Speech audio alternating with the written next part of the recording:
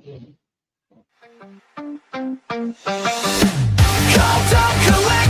here to show off stuff and chat with you. Collector, movies and more is what we do. Collector, sit back and relax, here comes the show. Collector, 3, 2, 1, here we go.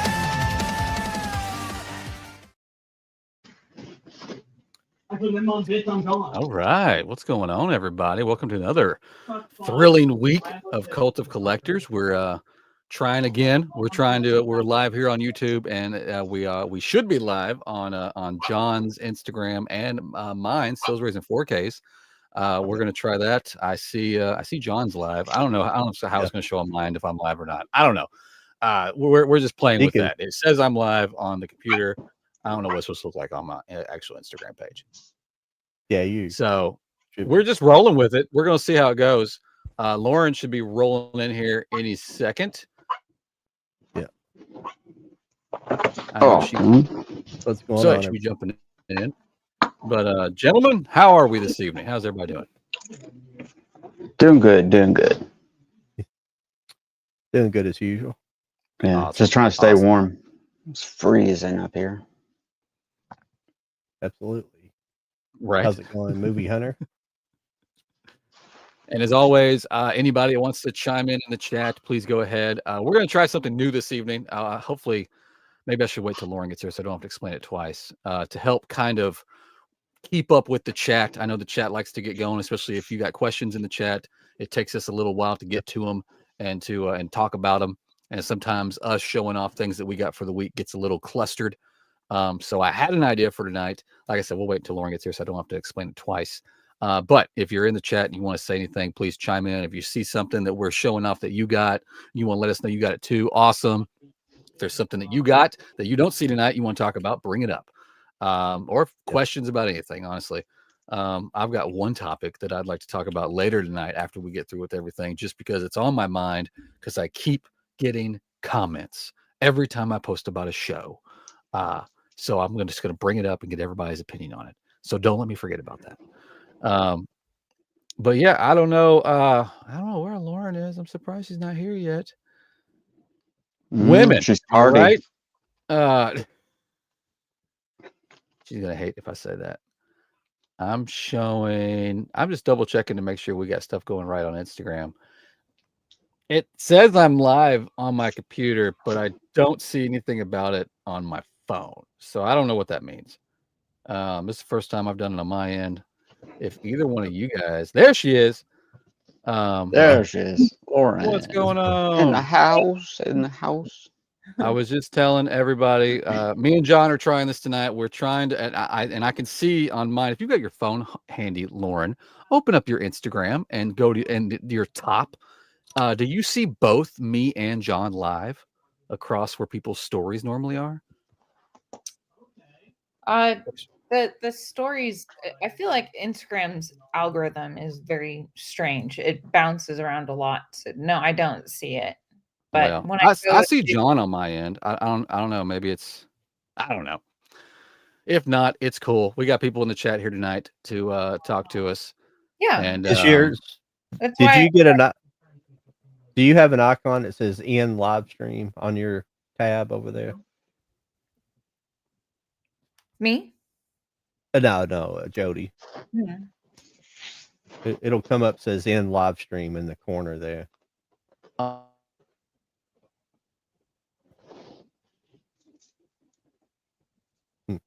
think he froze up, everybody. Yeah, but we'll get going here in a second. On the separate tab that I opened. Doom.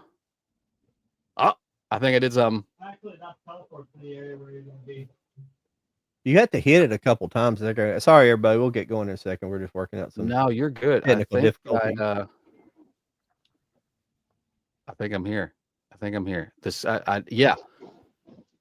Very confusing behind the scenes chit chat. But yeah, I think I'm going to come back to my screen so I can see you guys.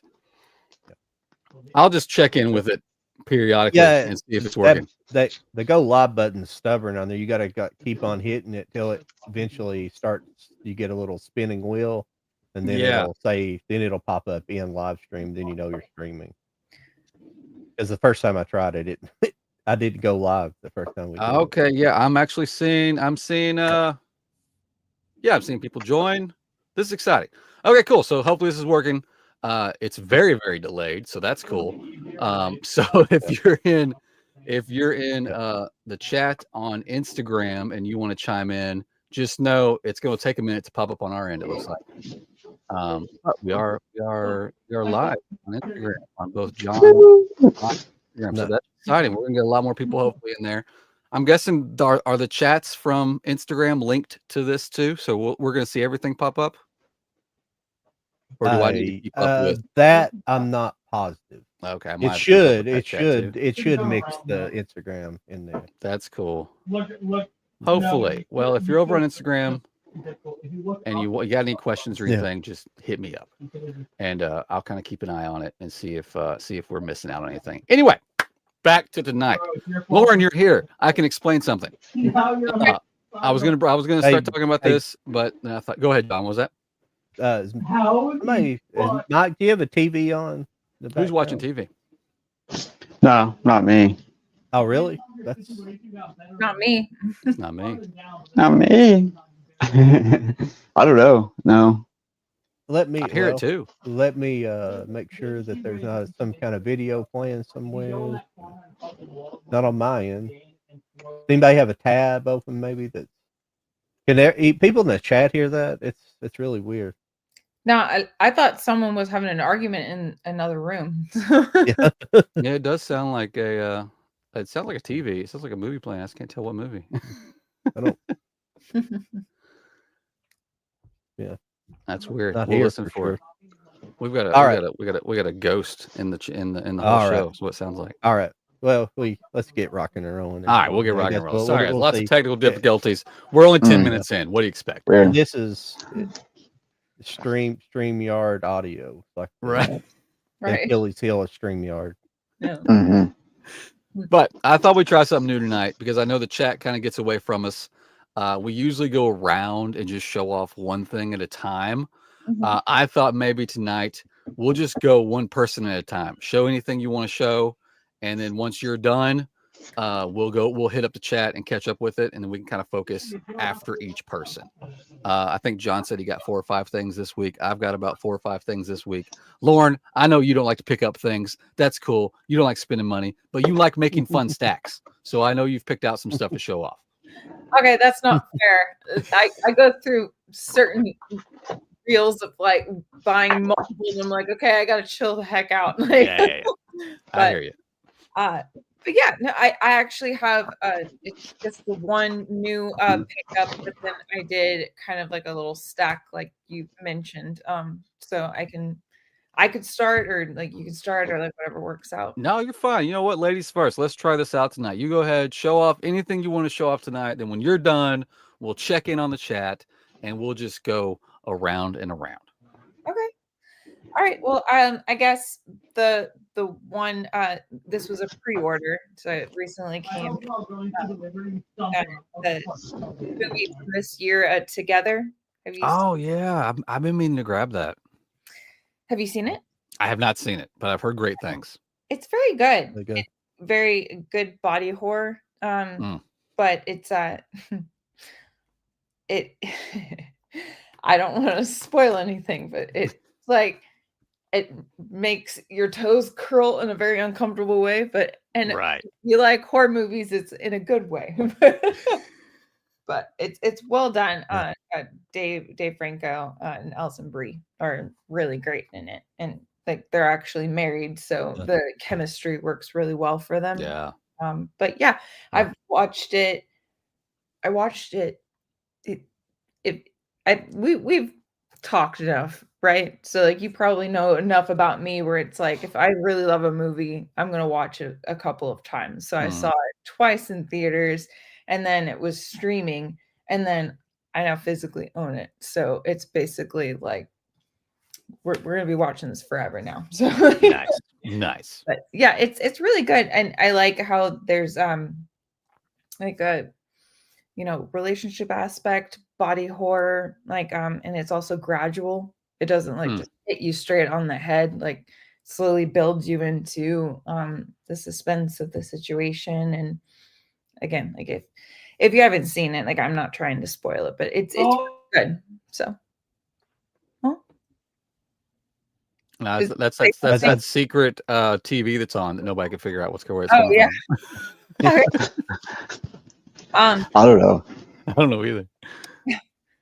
So for the rest of my stack that I built for our collab was so the concept was everyone has like their must watches around like Christmas, but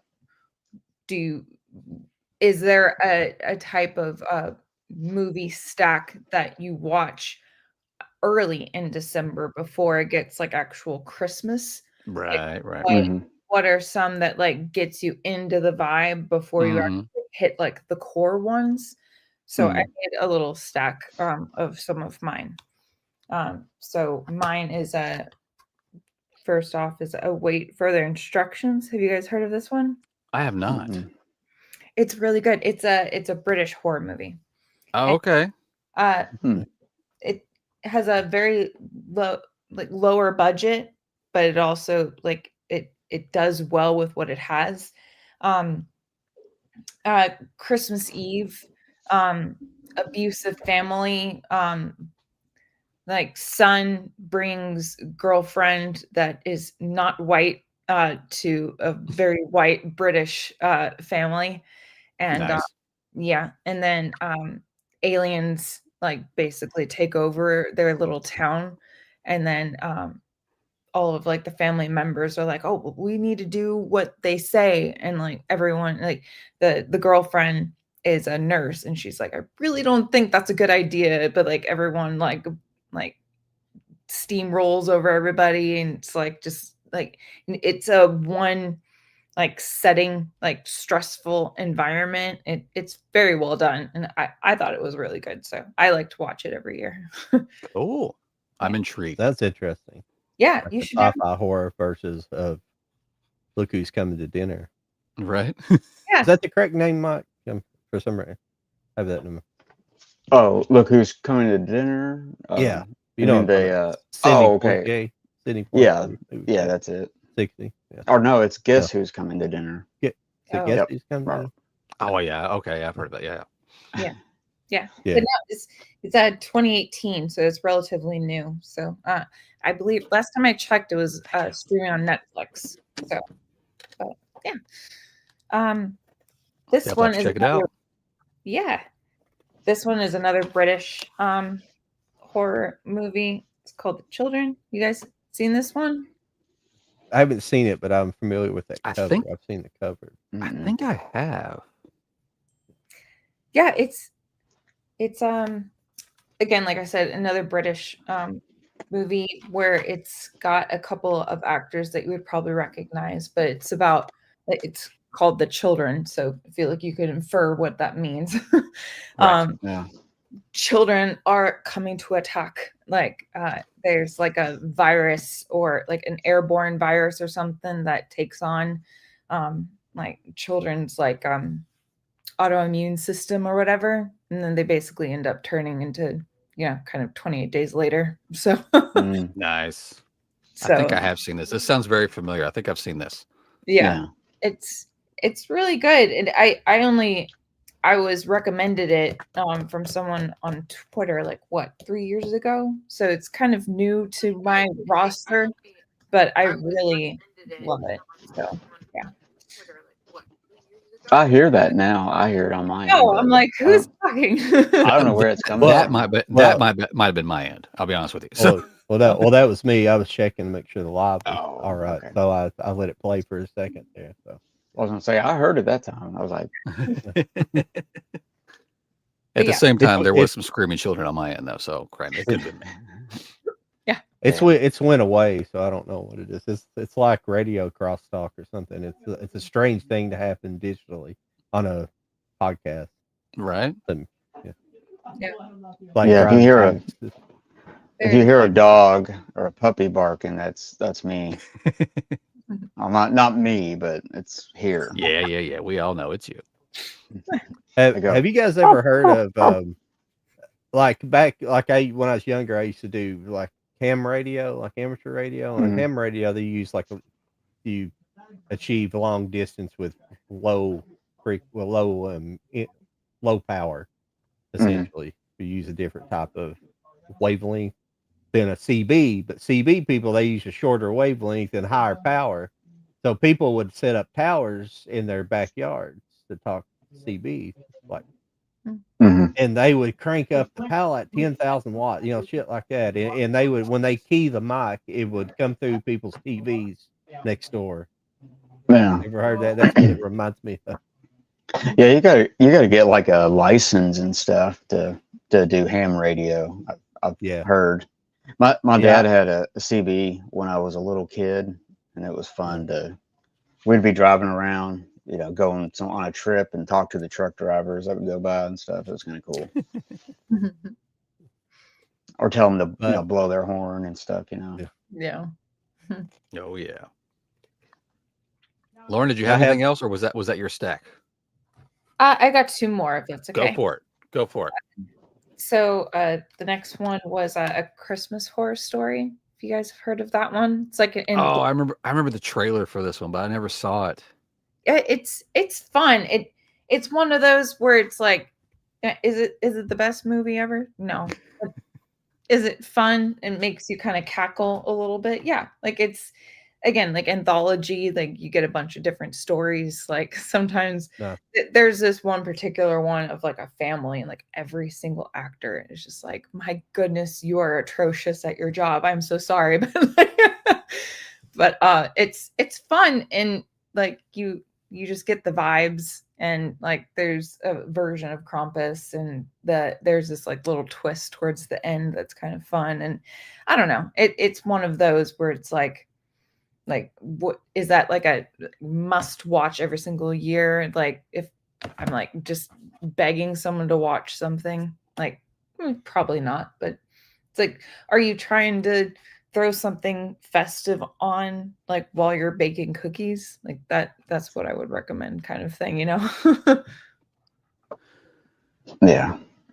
Lauren, I don't mean to interrupt you. It seems either if you have a chat on, or if you have a question on Instagram, it may not be popping up here on StreamYard. So I did have someone on Instagram ask for the title of that British horror movie again, because they missed it. Oh, the children, or the children, was that? Yeah. So there were two. It was await further instructions, which was like the alien invasion kind of one, and then the children, which is kind of the zombie apocalypse only going towards children. Nice. All right, cool. Now I'm going to try to, the way this is set up on mine, at least, I'm not as fancy as John. I don't have 5 different screens. So I just got one screen. I'm having to jump back and forth between StreamYard and Instagram. So I apologize if you do ask a question on Instagram. I'm going to try to get to it as fast as I can. You had one more, right, Lauren? Yeah, and I'll be quick on this one. No, you're fine. No, there's no time limit. You're fine. But this is a classic Krampus. Oh yeah, you got the steelbook too. Very nice. Very nice. Yeah. Yes. Look at the artwork. It's so pretty. But yeah, no, I love Krampus so much. It goes on immediately on December 1st, and I watch it at least 3 times in December. But so that's why I included it, because it's kind of like watch it first thing at the beginning of the season, but then I'll watch it again like multiple times. It's just a throughout kind of thing. But yeah, I bought it when it first came out on DVD, and then I bought the Blu-ray, and then I knew that there was a steelbook, so I owned it a ridiculous amount of times. It's a little bit embarrassing, but I am very happy with my decisions. Oh yeah, for sure. Oh yeah. But yeah, so that's my stack. But yeah, I'm excited to see what you guys have. Yes, awesome. I've been kind of glancing over in the chat. Looks like we got a lot of people joining us. We got a lot of people saying hi to each other, which is awesome. I like it when fellow collectors find each other here. Again, if anybody has any questions in the chat, we're going to get to you after each of us go this time. We're trying a new little format. I think it's going to work out better, but we'll see. And something that I meant to mention at the top of the show, and I might mention it a couple of times. I forget the winner last week. Was it like Evan or something like that? Gino. Was it Gino last week? Gino, yeah. Okay. Has not reached out to me. So I still have your movie. Let me know where I need to send that. I'm going to give you, I'm going to go and tell you this right now. I'm going to give you one more week. I'm going to give you one more week. If I don't hear from you by next week's show, I'm going back and watching last week's show and seeing who the runner-up was. So look out. I know Gino. I can touch base with him and see. Okay, cool. Yeah, because I know. I think he was the same one that was saying that. Like, I think mine and maybe everybody's links weren't working. After the show, I went back. I double checked everything, and I added my email onto my link tree. So, yeah, just let him know. Hit me up because I still got it, and he's got 1 week. But you got a deadline, man. I know, man. I gotta get on it. What was that? What was the last one? I missed it. He finally got. This is from Leonard Washington, 76. I finally got into indicator label. Oh yeah. Any good recommendations? I have to look. See, I don't have a ton of indicator just because it's a lot of import stuff. Yeah, I have no problem with that. And I'd have to go out there and look at my collection. I know I have some. I'll jump up and look. Amazon. You can get a lot through Amazon with Region A even. Oh yeah. Which is kind of cool, yeah. I think I've got. I think it's like after they've been out for a minute. It's not like new releases and stuff, like pre-order type of situation. But yeah, I'll have to go out there. Maybe when either John or you, Mike, are going, I'll step out and just kind of look over my indicator stuff, just because I know I have some. I just don't remember exactly what titles I have. Mm-hmm. I can't remember either. Some, but which one's that? Oh, it's John Ford. Oh yeah, that's a good one. Ford at Columbia. I would say I have about 25 or 30 at least. Oh really? I know, and I got like 2 or 3 box sets, I believe. Is Indicator the one that put out the? No, I don't think it was. Now that I'm thinking about it, somebody put out the Gene Hack. Crap. Richard Pryor and Gene Wilder. Gene Wilder collection. Was that them? Yeah. Okay, yes. I do have that. I do recommend that set. That's a really good set. Yeah, Stir Crazy and something else. Yeah. I'm not saying it's a great. Oh, that's cool. Yeah, it's like some British films or something. Yeah. 76 comedy, 3 songs. Generally long. It's like what am I thinking about? What's the movie group that made comedies in the 60s and 70s? Crap. Cheech and Chong? No, it's a British group. I can't think of them. It's on the tip of my tongue. I'll think of it. Yeah. They have a good mixture of stuff. A lot of British stuff. Yeah, it is a lot. There's a lot of British stuff. Yeah, a lot of stuff that's. Oh, Carry On, yeah. A lot of stuff that's been released through Columbia Pictures over the years. That is the bulk of their library. So. Yes, I'm saying we're starting to get some before we go to the next person going, which can be whoever. My indicator is behind. I'm really behind on my indicator collection. Are you? What's some of the other chat coming in, John? I got the screens where it's tiny. I see somebody saying that it's a lot of foreign films. Okay, let's see here. Which is true. Foreign is British. Hello. Really foreign. It's not American. Okay. I think they recently had a bunch of French like vampire films from the 70s, which were pretty interesting looking, like 6 of them or something over the past few months. Oh, nice. I had never heard of them, but they look interesting. Oh, this is a good question. What does everyone do when they upgrade to a better format? Do you keep the old editions or sell them? I'm going to tell you what, the only time I upgrade from a Blu-ray to a 4K is if there's a good looking 4K steelbook, just because if I'm gonna upgrade, I want to upgrade, but the majority of time, and I kind of had like I've got some more titles to do, but I was for a little bit doing like a TikTok trend where it was like who did it better, Blu-ray or 4K? Because I've got the original Blu-ray steelbooks, and then I got the new 4K steelbooks, and I've done it on this show a few times when I've upgraded to things just to see. And honestly, sometimes the Blu-rays are still they did better art, more original. Sometimes they've got like embossing going on. The new 4Ks don't. So normally I keep them. I'll double dip. If I want it that bad. I don't know what you guys do. Yeah, depending on what it is, I'll double dip, but usually I'll upgrade and then sell it or trade it, like go to Half Price Books or something, and get a little bit of credit, in-store credit or something. It gets more space on the shelf that way, So depending on what it is. I used to get rid of DVDs when I upgraded. A lot of single titles, not so much, but I had some box sets and things a couple of box sets I sold that I've ended up replacing, like the Prisoner.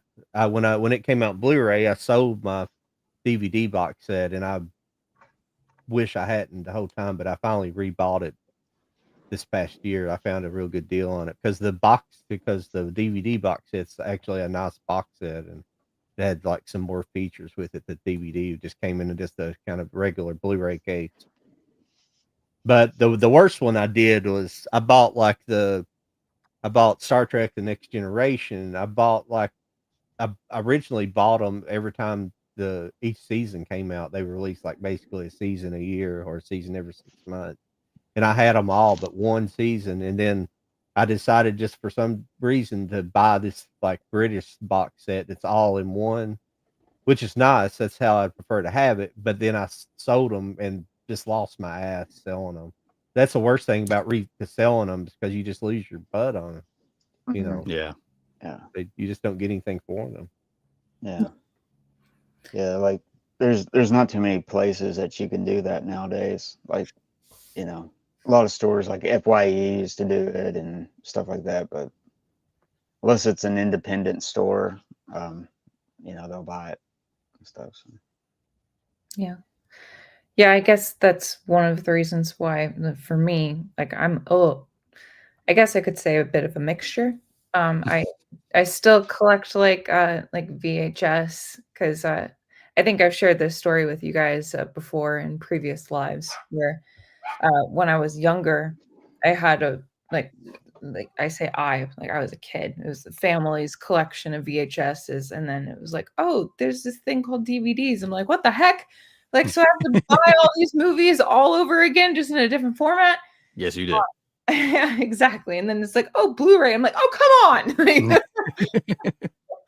So I'm very much like nostalgic in that sense, where it's like certain movies that I bought on DVD, and it's like, oh, you can get it in 4K. And I'm like, yes, but like I have it special right here. Like, so I sometimes it's sentimental and you just keep on it, or kind of like what I shared, where it's like I have like the DVD and the Blu-ray and the Steelbook. I'm like, I'm just gonna keep buying things. It's like they know my kryptonite, and they're just gonna keep doing it. But but yeah, so it's a little. At least you didn't fall for HD DVD, So some people bought HD DVD and skipped out on Blu-ray, and they that was just a big old shit show. Yeah, exactly. But I mean, it was a good format. It just didn't.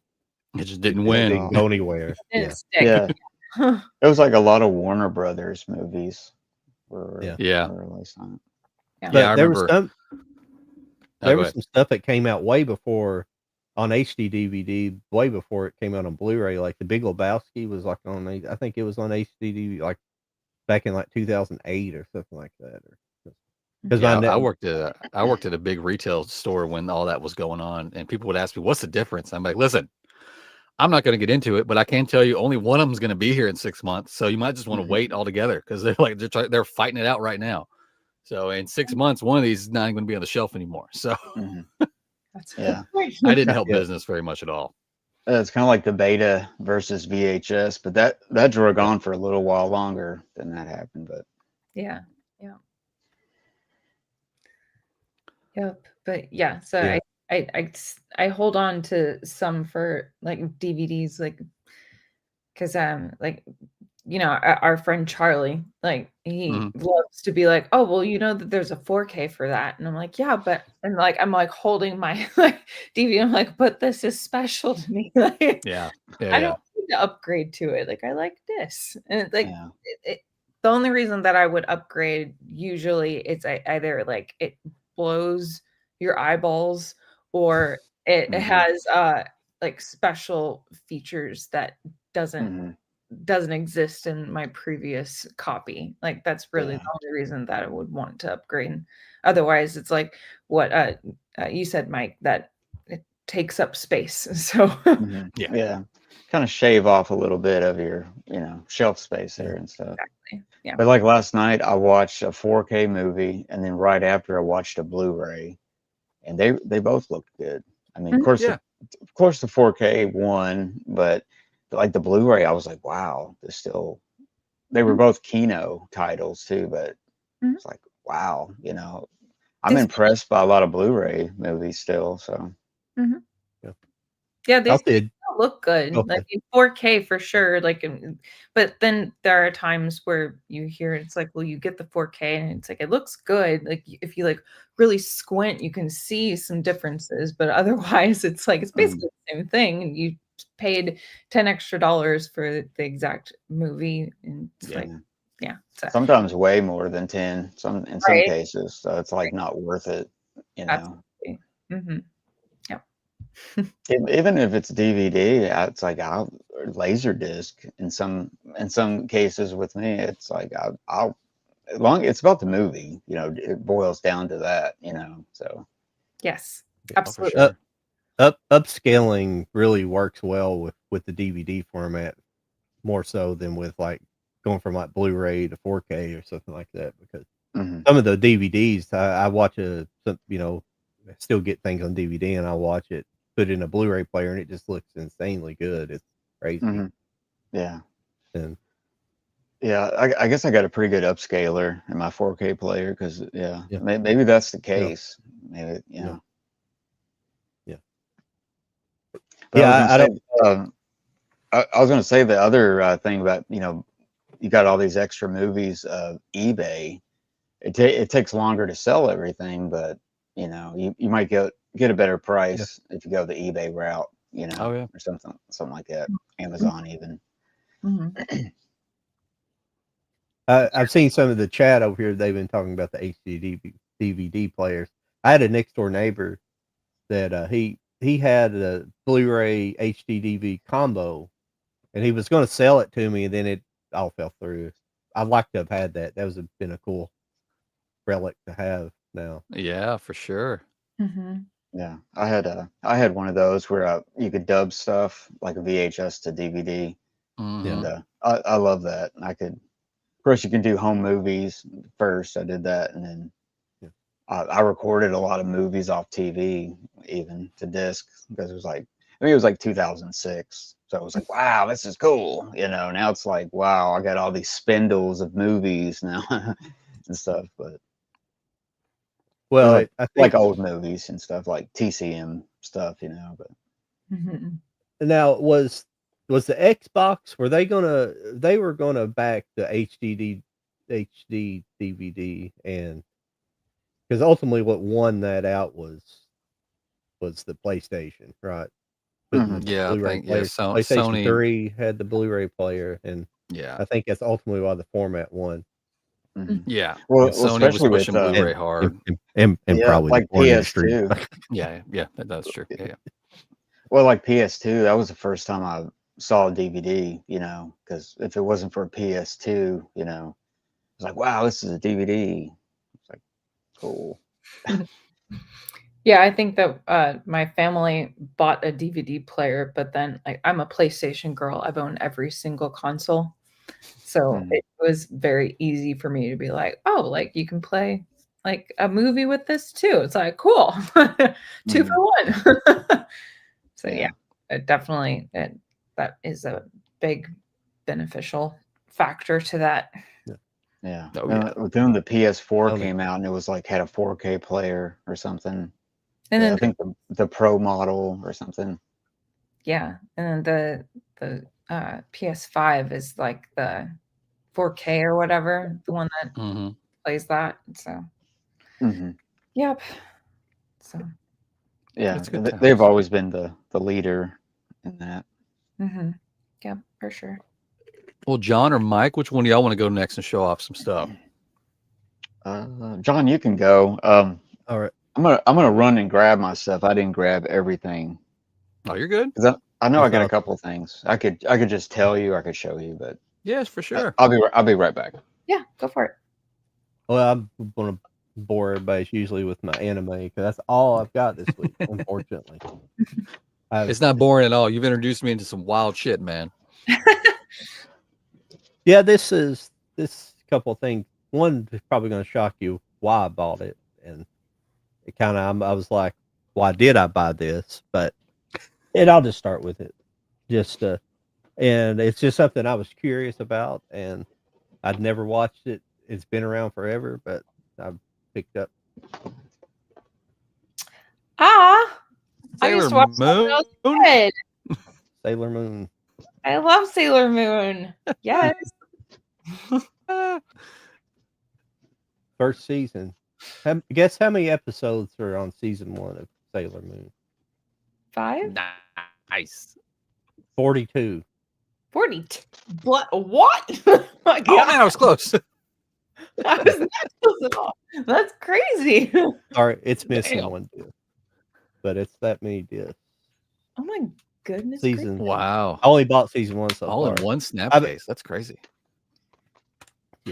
Well, you got some watching to do. I think it was. Heck yeah, you that got was- to I catch think up, this man. was actually cheap for this. It was only like 24. So anybody interested in that? That's Yeah. not bad at all. Yeah, I never had seen it. I was interesting, and because I'd never had really thought about it. I thought it was until I read a kind of a synopsis about it, and I thought it sounds kind of interesting. The whole concept of it. I don't know where it goes or anything like that, but the only problem I see with it is not the show itself, but well, I guess it is the show itself. But each episode seems to be kind of the same. Kind of the same thing happens. It sets up what the enemies are doing, what they're going to do, and then it just kind of does the same thing every time. But wasn't that the same with all our shows as kids? He-Man, Transformers, Oh yeah. they give you the transformation scene where she turns into Sailor Moon, stuff like that. That makes me think of a Samurai Jack, where it's kind of like the same thing every time, but I'm still glued to the screen. Yeah. It still seems fun. I've watched about four episodes of it. It's been all right. Yeah. The next anime I have, this is something fun. It's only got one season so far, and I'm not sure if it's going to get another one because I think it came out 23, but it still says season 1, or at least it's. Yeah, I'm not sure if it's going to say, but it's really good. It's called Bochi the Rock.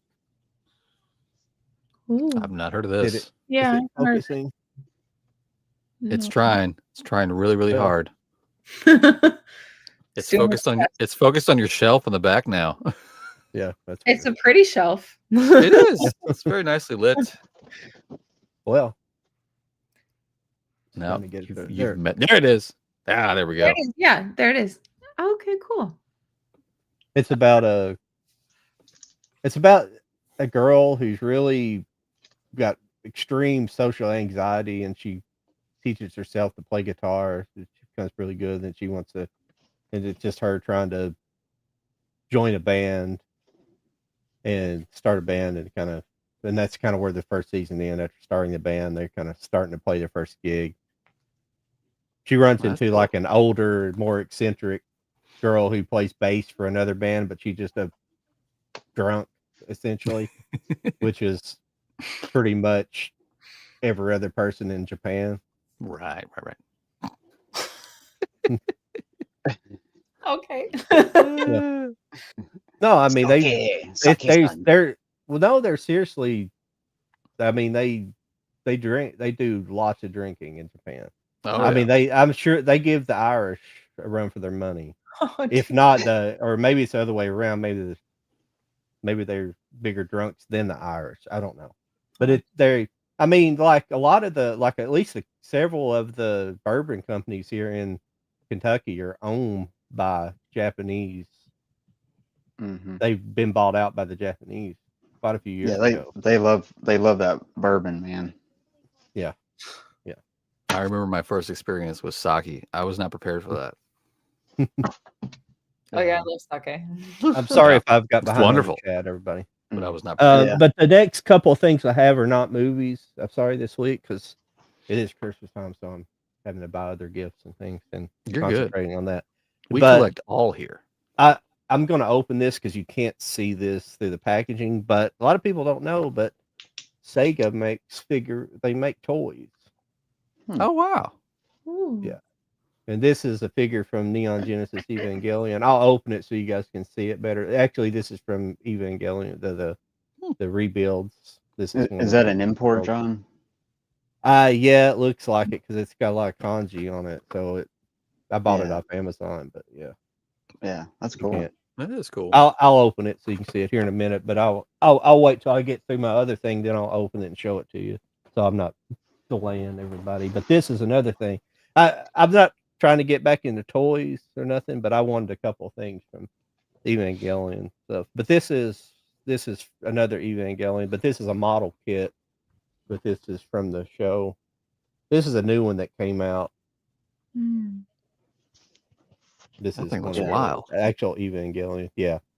The Evangelion they're not technically robots, they're cyborg. They're like they actually grow them. They're basically gigantic monsters essentially, but they got like Robot monsters. they have a pilot interface so they can pilot them. It's pretty crazy, but yeah. Oh yeah. It's a very colorful box too. I like it is. purple. Yeah. Mm-hmm. Yeah, this one I see those at Barnes and Nobles as a lot of them. Yeah. Sometimes I look at them like, wow, this is cool, but Right. I don't have space. Yeah. I know. I still do that thing with the Funko Pop figures where it's like, oh, I would love that, and it's like, well, where does it go? And it's like, I don't know. Oh, I know. Well, like, I heard they were going out of business. Did you guys hear that? The Funko. Are they Pop- really? Are they? Yeah. Oh, gosh. Yeah. Does that mean the thousands that I have are going to be worth some money soon? I believe so. Yeah. I hope so. Do the Beanie Baby thing that actually will happen. Mm-hmm. This is about the size of that one when it's pretty much the same size whenever. Oh, cool. That's cool. Yeah, that's again. pretty cool. Yeah. Nice. This is one of the different ones. This is Unit 1 or Unit 2, excuse me. But yeah, that's sorry, that means big nothing gun. to you guys. It's a Evangelion is was like a phenomenon in Japan. Like some people say the theme songs like basically became like their national anthem or something from this. It's crazy. They made that's everything. all that sake, man. Yeah, right. Yeah. Even though it's a weird show for that to happen because it's a pretty screwed up show. It's really strange. But they made like pachinko machines. They made garden hose reels, Evangelion pencil holders. It's crazy. Then this is back in the 90s. So yeah, that's all I've got this week. Now I'll open that figure here in a minute while you guys are talking.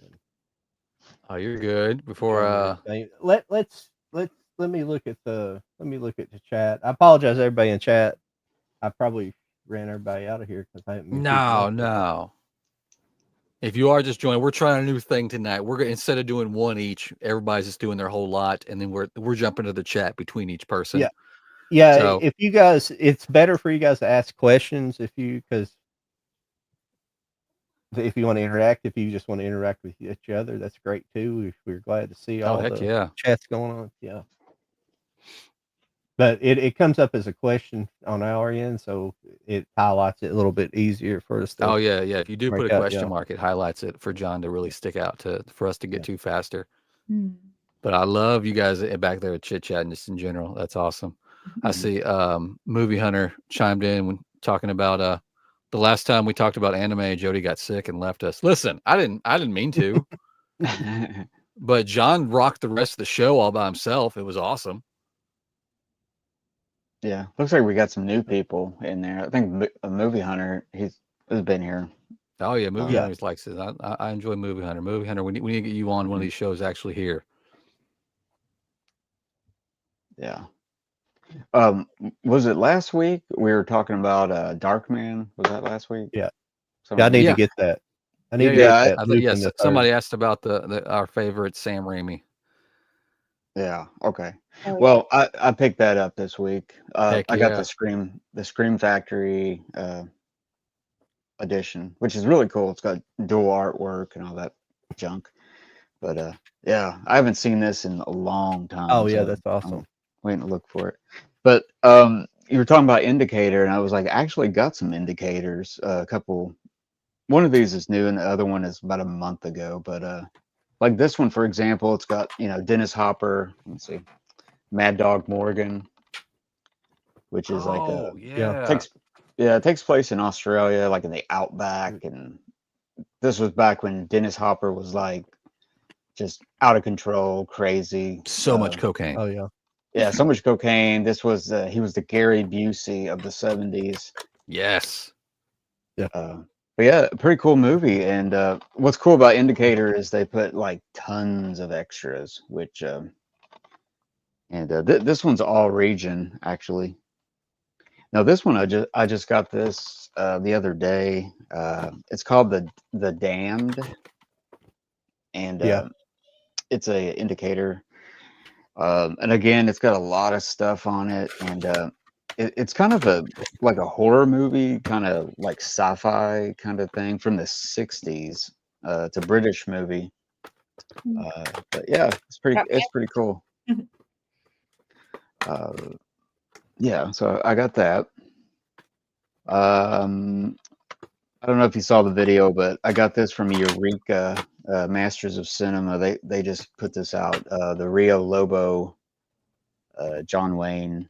Oh yeah. Western it's got a cool slipcase, and it's got dual artwork. Eureka's another one of those labels that kind of gets looked over sometimes. They put out some good stuff. Yeah. And this one I watched last night. This is a really good 4K as a Gunfight at the OK Corral. Okay, cool. Yeah, the Kino 4K, and yeah, it looks amazing. It was like, wow, that just looks cool. That one does look good. I have that. That's good. Yeah. And then the last one, I got this about a week ago, but I picked up this is Spinal Tap, the 4K. Oh yeah. You probably have seen that one. No. And it looks really good. It's got a lot of stuff, a lot of extras. It's got a new soundtrack, it's got a new 5.1, and so it's a rock mockumentary, so you can crank it up, and it's pretty cool. It's really funny, and yeah, so that's what I got. Nice. Yeah, just a little bit of this and that. Well, before I go, did we have any chat stuff pop up, John? Cool. We got dark. Look, there's comments, things like that. We do have a question here. The Screen Factory collectors, did the release of the Shadow come with a slipcover, Mike? Oh, I don't think Shadow? it was. I don't think it was advertised with slipcover, was it? Oh, I'm sorry. You said Dark Man. I'm sorry. I don't know. I don't know. I have the Shadow, but it doesn't have a slip cover, but it may have slipped through the cracks without one. You know, a lot of times. I think You I get have. it. I didn't get the Scream Factory one because I had the old Steelbook from back in the day, so I skipped it. But I Yeah. think if I remember right, I think it was advertised with no slip, unless I'm thinking of a different edition. Yeah. It needs one. Yeah. It needs a 4K badass edition is what it needs. Yeah, it's Yeah. another one of those underrated movies from the '90s, kind of like Dick Tracy and stuff like that. It just kind Yeah, of based on it an all old falls. comic Dick book and Tracy, stuff. the Phantom, The Phantom. all those were Yeah. like. I mean, were they great? Comic movies, probably not great, but they were. It was cool. It was cool that it got a film. Yeah. Another one was the Rocket Man. Oh, I love the Rocketeer. Oh, yeah, that's it. Rocketeer. Yeah. Rocketeer. God, I love that movie. That's such that's Yeah, one. that thing's That's one that needs a really good edition criminally someday. underrated. Oh, Yeah. I know. That was such a great movie. Yeah. They could honestly, if they wanted to, and they would need to keep it in that time frame. Don't try to update it. But they could turn that into a Disney Plus series, I think. I think it would be a really cool 6-8 episode series. Yeah. If I think if they had a good writing team, I think good story, and he already got the character, so yeah, anything's possible. You know, get some new talent out there, and yeah, I'd vote for it. I'd love to see that. Yeah. Better than another live action. Yeah, they would either do a franchise, try to relaunch it, or they'll do a TV series with it, probably. Yeah. Yeah. I finally got well, that, I can go through my stack. Yeah, go for it. I finally got that Boogie Nights pre-order, just the regular, and I'm not sure if it's going to have a slip did you? Because it's they have the picture of without the slip, but there's a reverse shot of the back of it, and it looks like it's the back of the slip cover. So I don't know if it'll come with one or not. I didn't get the Steelbook because that's long gone. Yeah, I actually pre-ordered that too, John, the other day. Amazon dropped it. I had it in my cart for a while, and it went way down. I was like, "Oh wow!" So I jumped on it. They had a couple pretty good sales. Yeah. Yeah. Well, I'll start. I got a couple of these just came in the mail before the show. I'm sporting the T-shirt for it. I got the Arrow release, and I went ahead and pulled the trigger on the Arrow store exclusive. They had two versions: the ones that you can get anywhere, and the store exclusive for the Ninja Turtles trilogy 4K box. I went ahead and grabbed that version because that artwork is awesome. That is awesome. That makes me so happy because so I was trying to find the right opportunity to tell you that I love your shirt. So that I will take the opportunity now. I wore it on purpose. Yeah. That's awesome. It's kind of interesting. The blue one is that Raphael? I can't think of the blue one. Blue one's Leonardo. Donatello. Leonardo. Okay. It does look that one kind of looks like it looks like the comic book art for him, and then the rest of them look like the movie art. You know, the movie picture. You know, that's pretty cool. That's awesome. Hey, Jody's freezing up on us here. Yeah. Hopefully it'll pop back up there. Oh, that is pretty awesome. Now I did. I mean, obviously, there I am.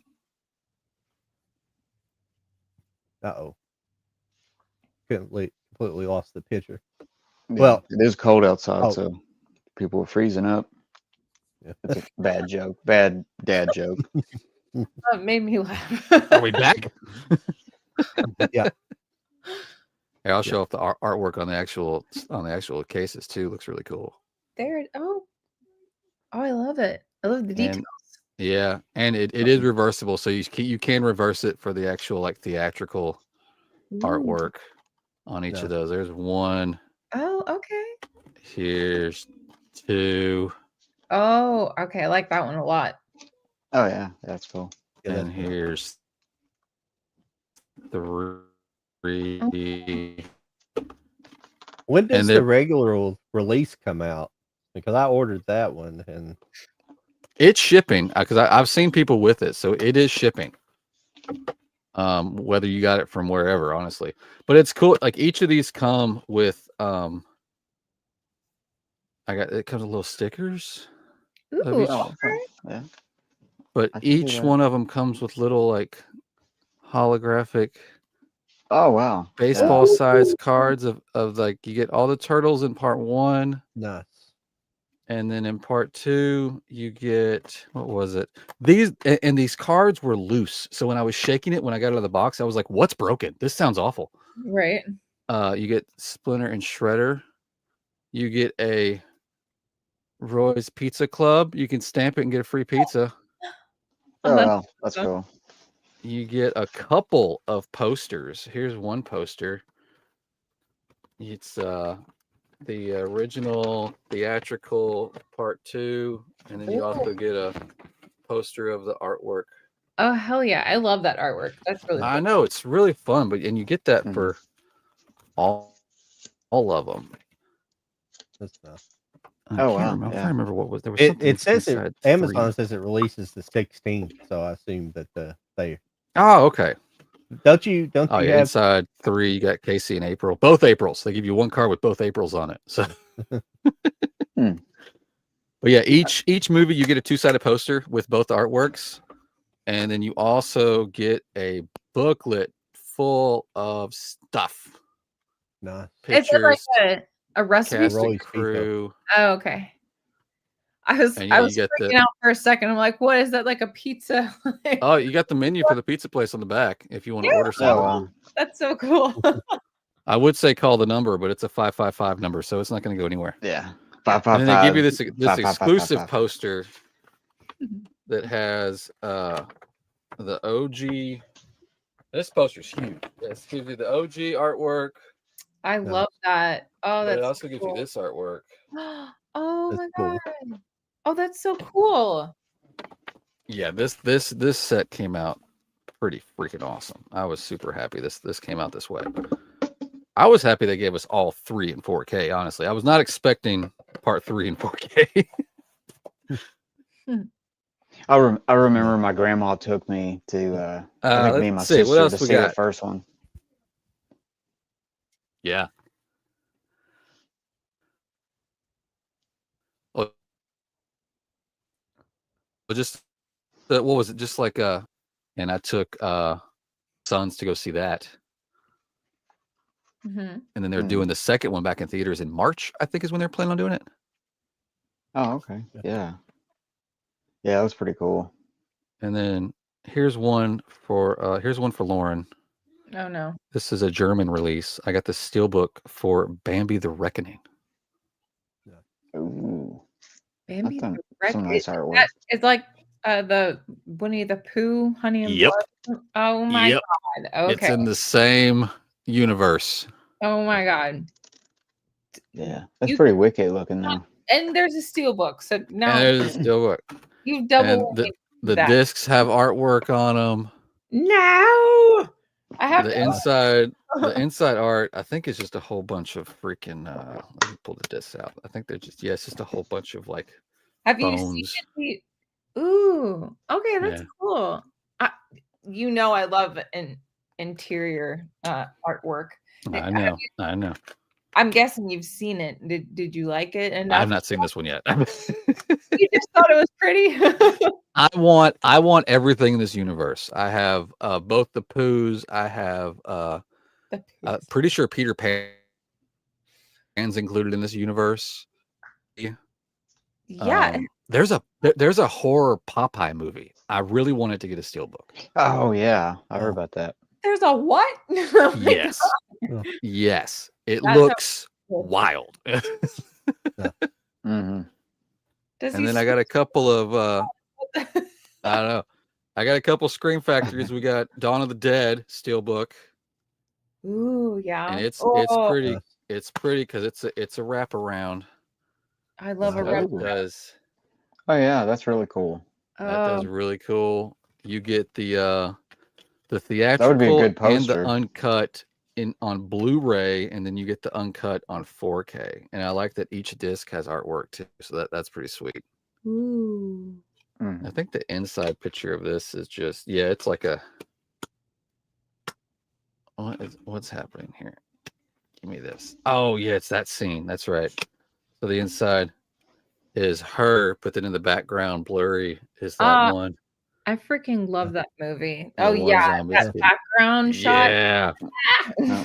Where Good you're old like, Sarah Polly. it's that oh shit moment, you know? Yes. That's a good one for an inside artwork. Yeah, I like that. Another It's that or the opening scene where like, doing like a pan around when she's going to the car. It's either that. Yeah. I thought it was I got cool 'cause another it had Scream Factory. I thought it was cool because it had the Johnny Cash song. I think. Oh God, yeah. The Gonna Catch You soundtrack Down. for I that know- movie was awesome. I think what it was. But yeah, it was pretty cool. Yeah. I wasn't expecting Somebody- that. It was like, wow. Mhm. Somebody down here, John Doe Juggalo. Oh, Juggalo. John Doe Juggalo. Okay. John Oh, Doe Popeye the Slayer. Slayer Man. Yeah. Y'all need to go watch the trailer for that. It looks fucking wild. Do you have another one, Jody? We I had do. a question here. Okay, go for it. Then we'll get I to got the first one. another one from Scream Factory. We got People Under the Stairs. Oh, I think I've seen that. Yeah. This one turned out really good. No. And you got the Steelbook. Yeah. Oh, okay. Nice. yeah, that one turned out good. And I think this inside you got artwork on the discs again. Is that and raised on the front embossed? I wish it was. No. It looks And then- like it. That's then we pretty just got wild, the- though. Okay. Okay. Mhm. What I thought was wild on the front, I'll see if I can get it captured on with this light. But when I first opened it, I panicked a little bit because there's like glass like running along like right there. Because it's supposed to be looking through a window, and I thought it had a scratch on it. Oh I was no. like, oh shit. Oh my God. But no, it's part of the image. Like this is obvious. This scratch right here is obviously, but this one up here is so fine. I was like, what the shit? Yeah, that's cool. That's what like collecting steelbooks is. Like that's a good example of why you should collect a steelbook. You know, because it's done just right. You know. Yeah. Yeah. And I'll show these off together just because Lionsgate Limited did a half off sale, and that was the only way I was going to pay their new prices for Vistron releases. So I got both May and All of Me. Yeah. Yeah. But these used to be what was Vistron? Like $10, maybe $12 at Walmart. Probably not even that. Yeah, they're like $9 on Amazon. But yeah. Yeah. And now they've become Lionsgate Limited, and like they're charging like I think it's $24.99. Yeah. So I waited for that half price sale. So I grabbed these two. Yeah. So, Nothing is worse. because they're numbered, and I got to keep the numbers going. You know, they got spine numbers on them, and I got to keep it going on the shelf. Yeah, that's cool. But that was my. I've got to get my collecting game back on. I'm just the past year I haven't done shit. It's been slow. Well, I saw that Arrow's gonna put out Excalibur in 4K. Yes. I'm gonna jump on that one. I love that movie. Yeah, that'd be a cool one.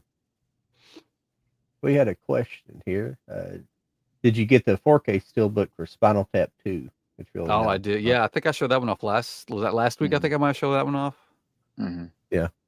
Yeah. That was a cool steelbook. If it's available, I highly recommend grabbing it.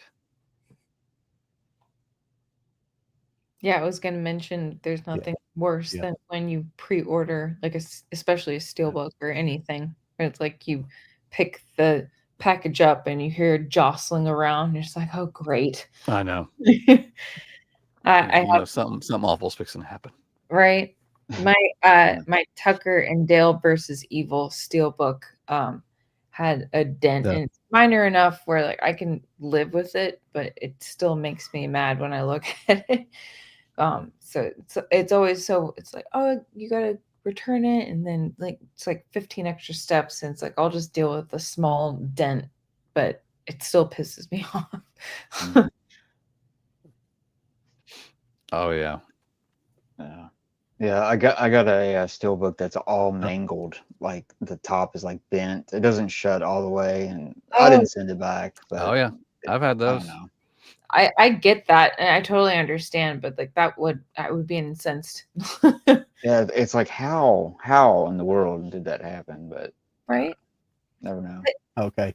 you- We have a couple more questions over here. You guys, I'm sorry. I feel like I've been cutting you off all night. It's okay. Go for it. Oh, I was just gonna say that sometimes like you get like a Blu-ray where it clearly has been like thrown around, but then they like plaster it. Oh yeah. Like, oh, it's brand new. I'm like, no, you fucked it up. Like, Yeah. why am I getting this?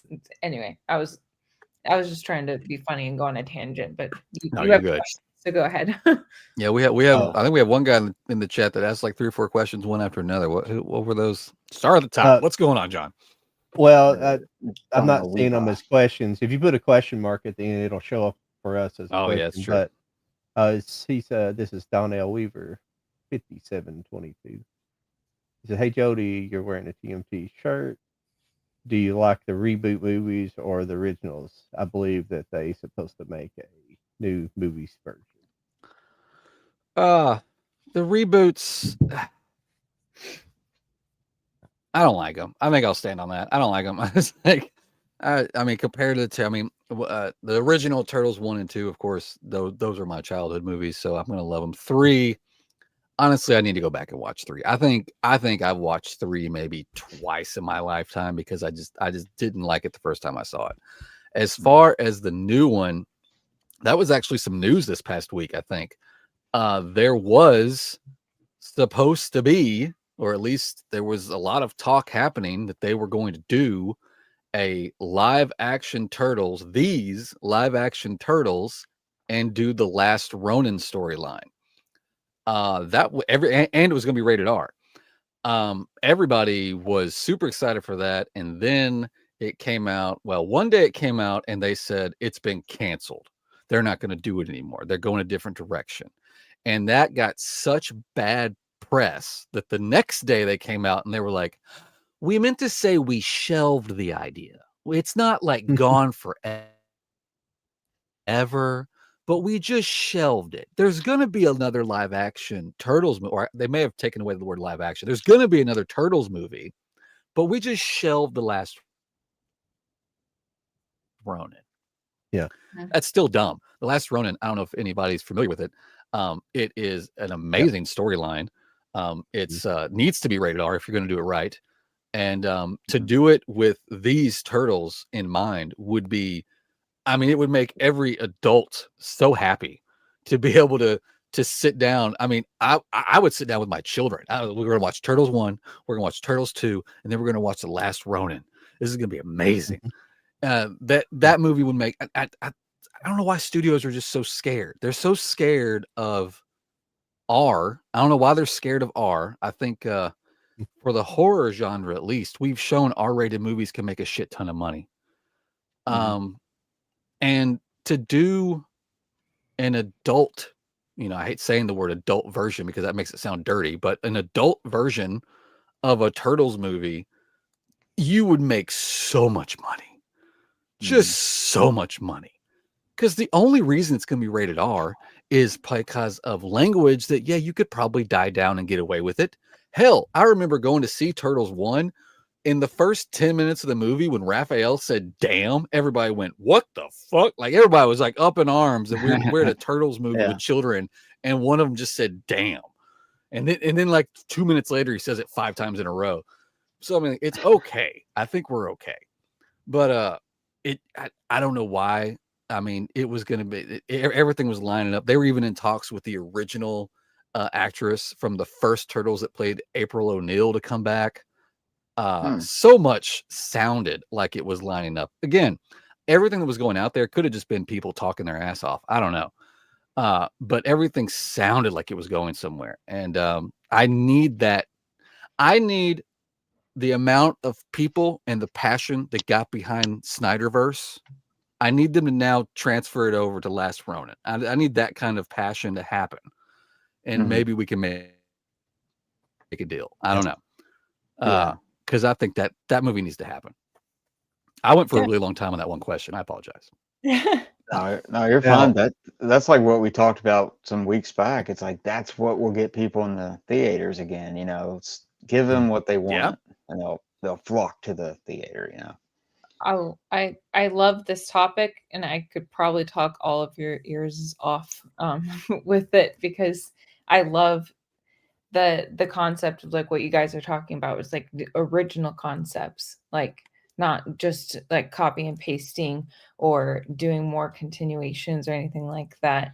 I was gonna say like what you were saying, were like make original things instead of more continuations and stuff like that. Like I've been a very big advocate for that. Anytime someone wants to listen to me until they walk away from me because I'm too annoying, but yeah, I just think that that's it. You put your money where it should go instead of it being like just another continuation or something. Like actually have original content that you want to put forward like that. And then also as a viewer, like I feel like going and seeing that instead of like the 15th Halloween movie, maybe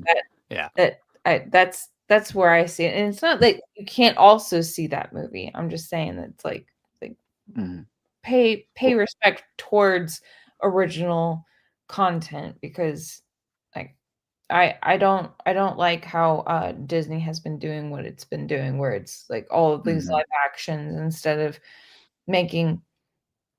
I always point towards some of my favorite like animated movies and Pixar movies and stuff, where it's like make more of that instead of it being like, oh well, another live action of something that was good, so we're just gonna like recapitalize on it. It's like, or you could just make something good on its own.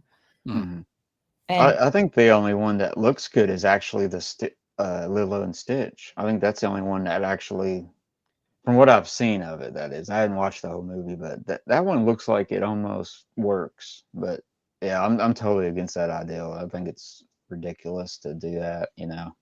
I agree. And I mean, I actually haven't watched that either, but the original Lilo and Stitch is very close to my heart, which is why I just don't want to like subject myself to it. I have heard though that there are some significant changes in the story that I'm just like, well, why would you do that? And then it's also I just am of the opinion where it's like, well, why do I need this when I already have like the original?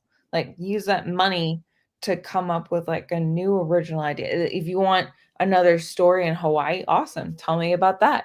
Like does it have to be that story? Like if you want to tell a story, like we want to be like culturally diverse. Great. That's awesome. Tell me a story. Like don't copy and paste from something else. Then that's where I get frustrated, where it's like you're using all of this money and then it's not going through because people are sick of you doing the copy and paste. Like tell a genuinely good story, and that's great. I'm all for it. So I think Disney's just overthinking it too much. It's like you said, just do a story, just take them to the story. They're just over, or they have to do like, well, it has to be a prequel, or it has to be, what I mean, just do another story, Exactly. So that's I think they just got a bunch of people that don't know how to make movies. That's what they got in there. Yeah. Or they just don't know how to tell, like you were just saying, like tell a story. I always like to point at like Princess and the Frog, where it's like you tell a story about a different like Moana is another one, and like Coco is another one. Like just different cultures, different experiences in life, I'm all for that. Tell me your story. Don't copy and paste though. Like, just come up with a really inventive story, and like I'm all for it. Just they just play it too safe, you know. exactly.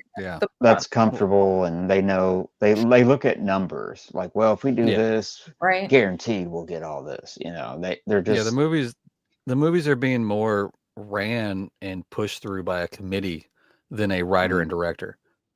And well, I think the numbers at the end, which is so it breaks my heart really, because like you, like again, as a viewer and stuff like that, like you want to see and feel the passion of like the creation of what you're watching, but then when at the end of the day it's all about numbers, like that, just like it's exhausting for me. Like you don't get as much money as I'm guessing you're wanting because of the exhaustion. Like nobody wins. It just ruins the whole mystique of a movie and a story, because it comes down to, well, it didn't make this much, so it's a flop, it's a bomb.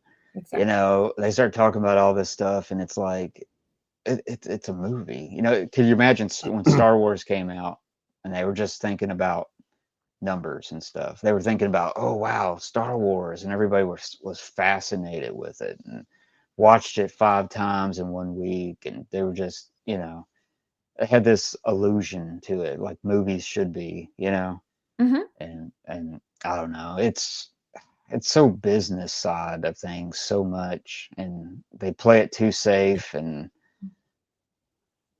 that all began in the 70s too, because that's when all the corporations started buying the studios. So that's whenever the money aspect of it became. I mean, it's always the money aspect has been important, but it's whenever you started getting people looking at the analytics of movies and metrics and see who people, you know, what people want, but it don't really work that way. You just got to kind of let the filmmakers make what they want. Even though there's great movies that came out and great movies that came out for the next 2 decades, but it finally caught up with them.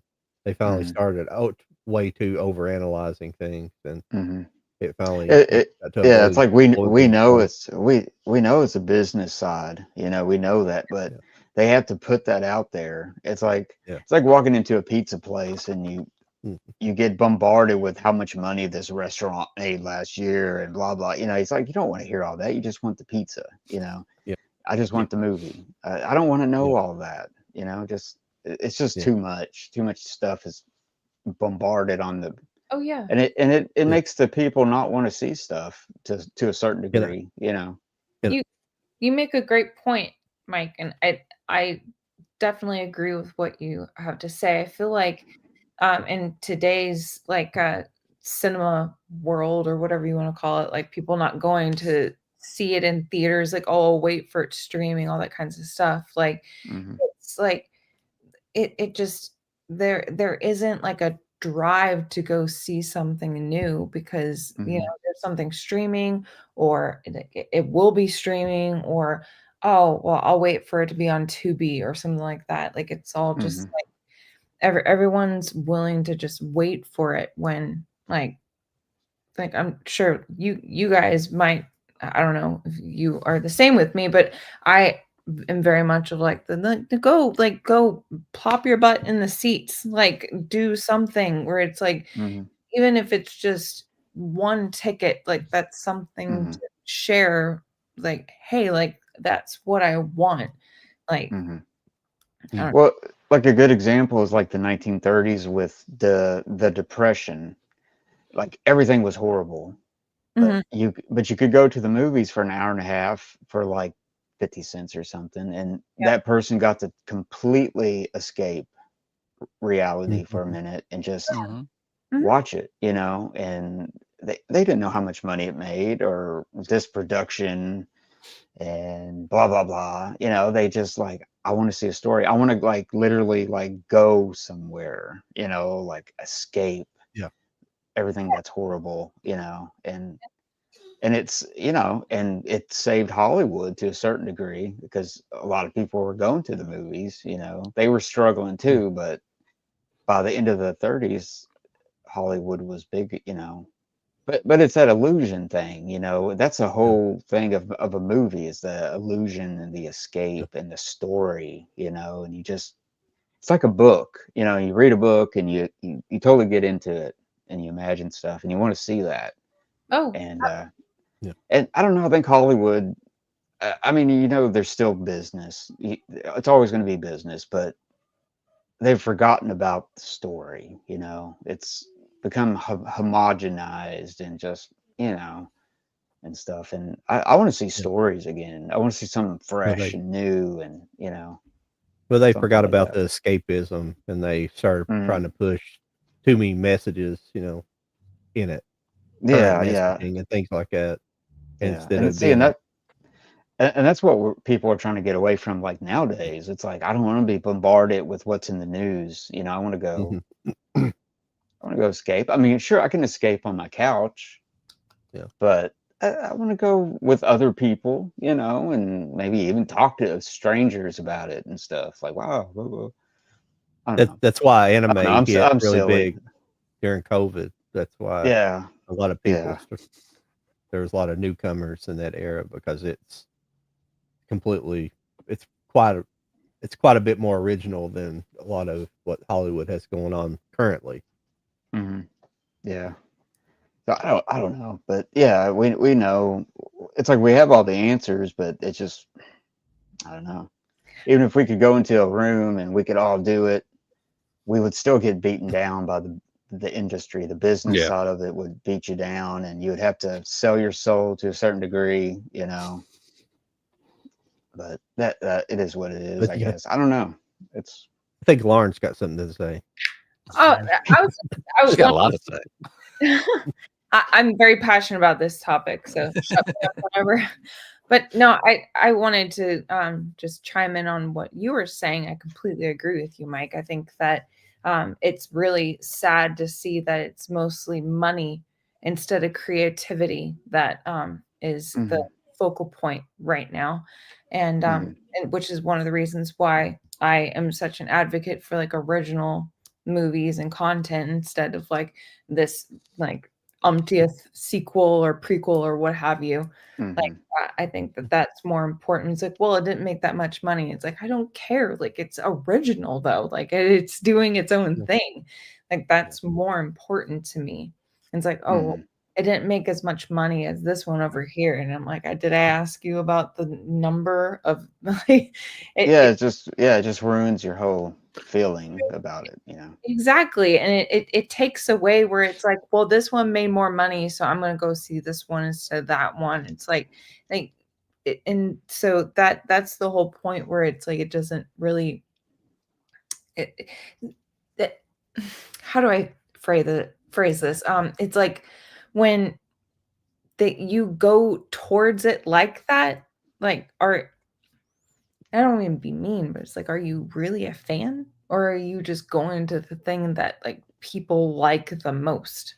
It's like, Mhm, or do you want to try out something that's original? And it's like, oh, like people said they didn't like this, but I checked it out and I actually really like it. And it's like mhm, it's just different like ways of approaching things. And I get really frustrated where it's just like, oh, like, well, this one made more money, so it must be better than this one. But then, and mhm, everyone's opinion is different.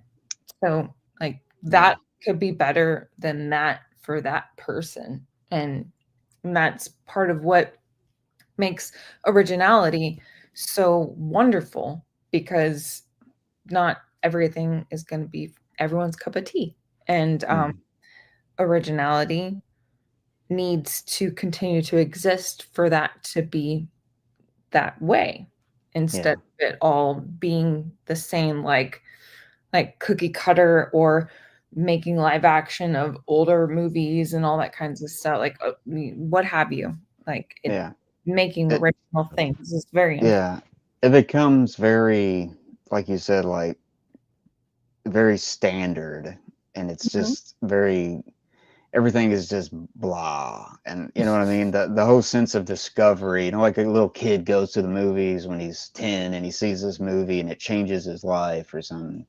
It's like we need that kind of crap again, Yeah, just some kind of blow my socks off and I know. inspire me or Yeah. something. Yeah.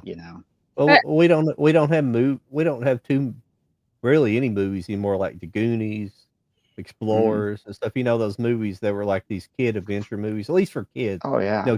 Kids don't have that adventurous. Yeah, Honey, I Shrunk the Kids. We need Yeah, more they of don't have those kind of movies anymore. Well, the That's key why thing is that's why they don't go Stranger Things is outside. so popular. that, right? Yeah. Mhm. It's got the nostalgia as well for the Yeah. us old Yeah. ones. Right? Yeah. Well, it's just it's talking about kids going like when we were kids, John and Jody and Mhm. everybody. You go outside and ride your bike and build a fort, and Yep. you had to imagine stuff. You didn't really have all the toys you needed. Like I'm gonna make a gun out of a stick or something. Right. Yeah. But you're having fun, and nowadays everybody's behind a computer and they're being told what to do and and don't do this and don't do that. And Oh yeah. I guess there's discovery. There's nothing fresh, that Yeah. kids can, it starts with kids, being a kid and you like you said, John, Goonies and stuff. I mean, that's a great example. It's got the soundtrack, it's got the actors, the story. It's it's perfect, in that sense, And Well, now after how many years we're gonna get a Goonies 2? Do we even need that? I don't even know if we need that. We're not having that, are we? Yep. Yeah. It's happening. Yeah, I think so. I'm pretty sure, yeah. Oh my It's not God. a reboot, it's a sequel. But it's going to be like, okay, they're adults and they got to go to work and they got bills and something, and it's like, well, yeah, we know that, but we want to know when they were kids, when they didn't have nothing to worry about and they were, that's what made the movie fun, and stuff. So, that's probably what it'd be. Sometimes you see that a lot, like, oh, they're grown up and they're, Yeah. I don't know. I'm just blabbing. I think a lot of it would get fixed. Honestly, one of the things the studios need to stop doing is the screening beforehand, where they take notes from the handful of people that see the movie, like that. Like I've watched some videos of directors who talk about those screeners, how they'll show the movie, and then somebody from the studio will have like a Q&A and just like ask questions, and they'll actually take these idiots' opinions and change the movie based on these handful of people so they could see the movie. I was like, what's the point of that? Yeah. And because like go find me every movie that got a theatrical release and then later got a director's cut. Now find me any of those movies where somebody says the theatrical release was better. That right there should show you, let the creative minds be creative. Stop listening to just random ass people and throw it out there for the world to see. It's like they don't want to just let it happen. We need an innovator to just be set free and just let them run wild and invent some crazy shit, like Orson Welles, making Citizen Kane and it inspired all this stuff. And, but eventually the studio beat him down and stole his spark, I guess you could say. And, but yeah, they've done that forever in Hollywood. They've had the screener ones and stuff, and you're right, Jody, they really do change stuff based on some random woman or man or somebody that just like, I don't like that, and they we're gonna listen to you. But I don't know, it's weird. It's funny how that works. It's just... Can I answer part of that question about the Teenage Mutant Ninja Turtles? I like the first two movies, the original movies. The first two movies I like a lot. Yeah. But as far as the reboots go, the first movie is not good at all. The second movie I like. The second movie, if it was done in the style of the original movie, would be amazing, because you have it all in that. You have Bebop and Rocksteady, Baxter Stockman, the Technodrome, and Krang and Shredder and the Turtle. And it's a decent story. But it's just I just don't like the CG turtles. Yeah. And it was just too who was the director on that? What's his name again? Shit. I can't remember who directed it. You're gonna say think of it. But it was to him. I forget his name right now. But it was to him. The latest Teenage Mutant Ninja Turtles movie. You're gonna say it, and I'm gonna kick myself, or somebody's gonna say it in the chat. One of the two is fixing to happen. No, it. Hang on a second. I'll have to find it. Is it? Who directed the latest Teenage Mutant Ninja Turtle movie? We're gonna catch up. Who's gonna get it first? Who's gonna get it first? Who's gonna get it? Who's gonna get it?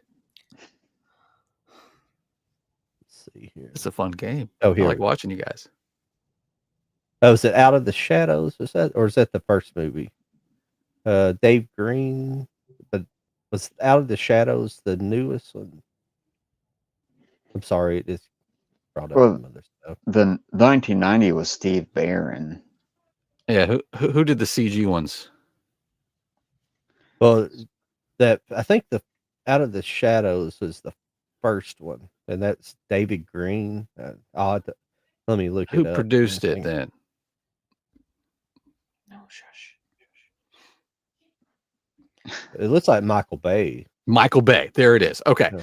It was a very Michael Bay movie as far as the film style goes. And I'm sorry, it didn't work with Turtles for me. It was too much swooping and too much like super up close to your face all of a sudden, then back. And it was sometimes they lost, like you lost me on how big they were. Sometimes they would look like they were like huge, and the next time they looked like they were just like, a little bit bigger than a normal person.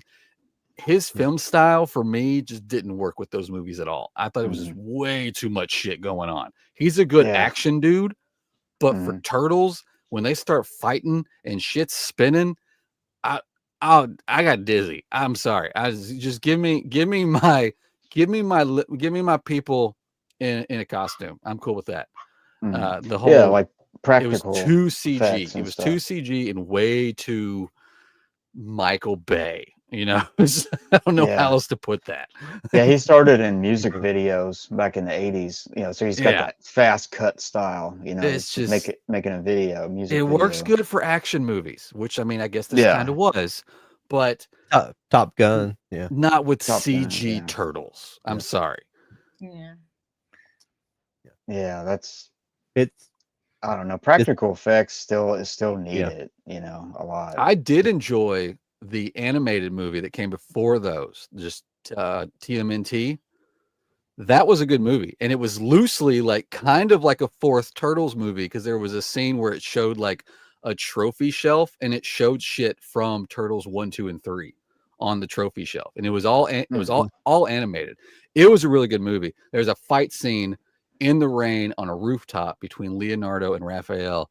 That's some of the coolest fucking animation I've ever seen. It's a really good movie.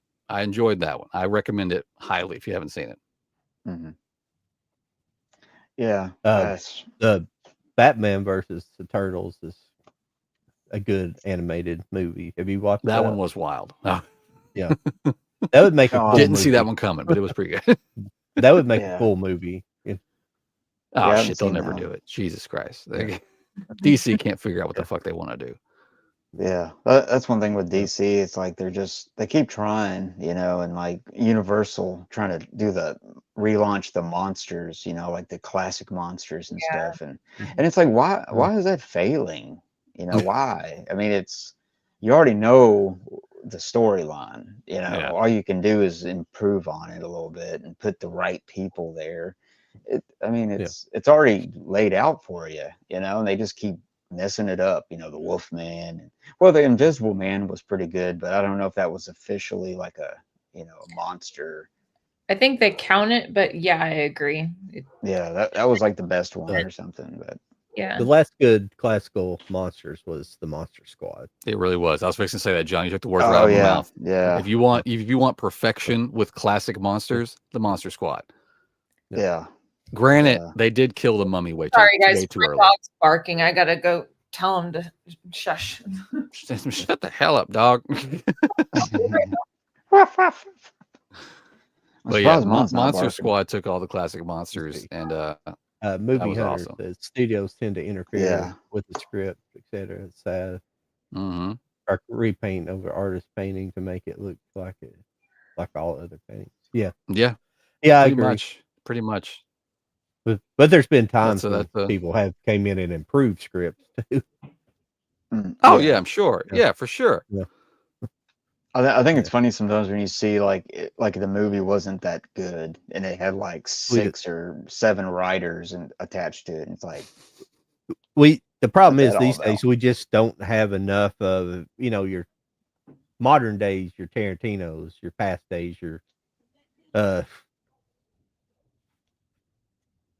any of the classic directors really, but you don't have people who have enough they have enough gravitas to be able to have their own final cuts.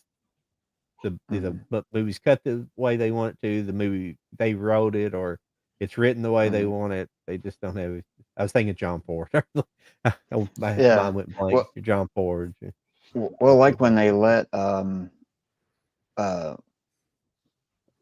Tarantino, I mean, a lot of people love him or hate him, but he still came in there and he shook up everything and he made people want to watch movies again. And a lot of people say, well, he rips off everything, but he really celebrates everything that was pretty cool and kind of mixes it up and, good and bad.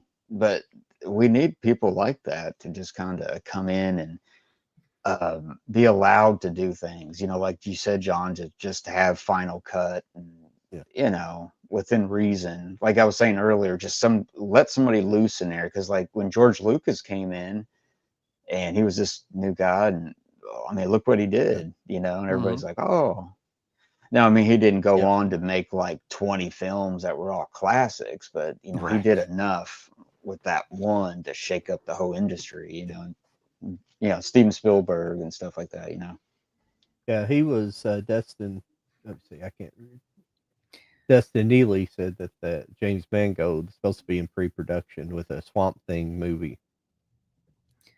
Yeah, I feel like that would be amazing. Yeah.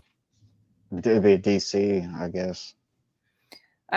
Mike, speaking on what you were saying, I feel the same way. Where it's like some of my favorite directors, like Guillermo del Toro, Edgar Wright, those are kind of my top favorites. And then just getting to have like original content and stuff like that, where it's like Mike Flanagan is another one with like Haunting of Hill House and stuff like that. Like, technically a movie, but like you get like original content and stuff like that, where like you let, I think I think you said earlier, maybe a little bit earlier, where it's like you don't brush over the artwork. Like the artistry is there at the forefront. It's not about money and like how much can we make from this. It's about like making something profound.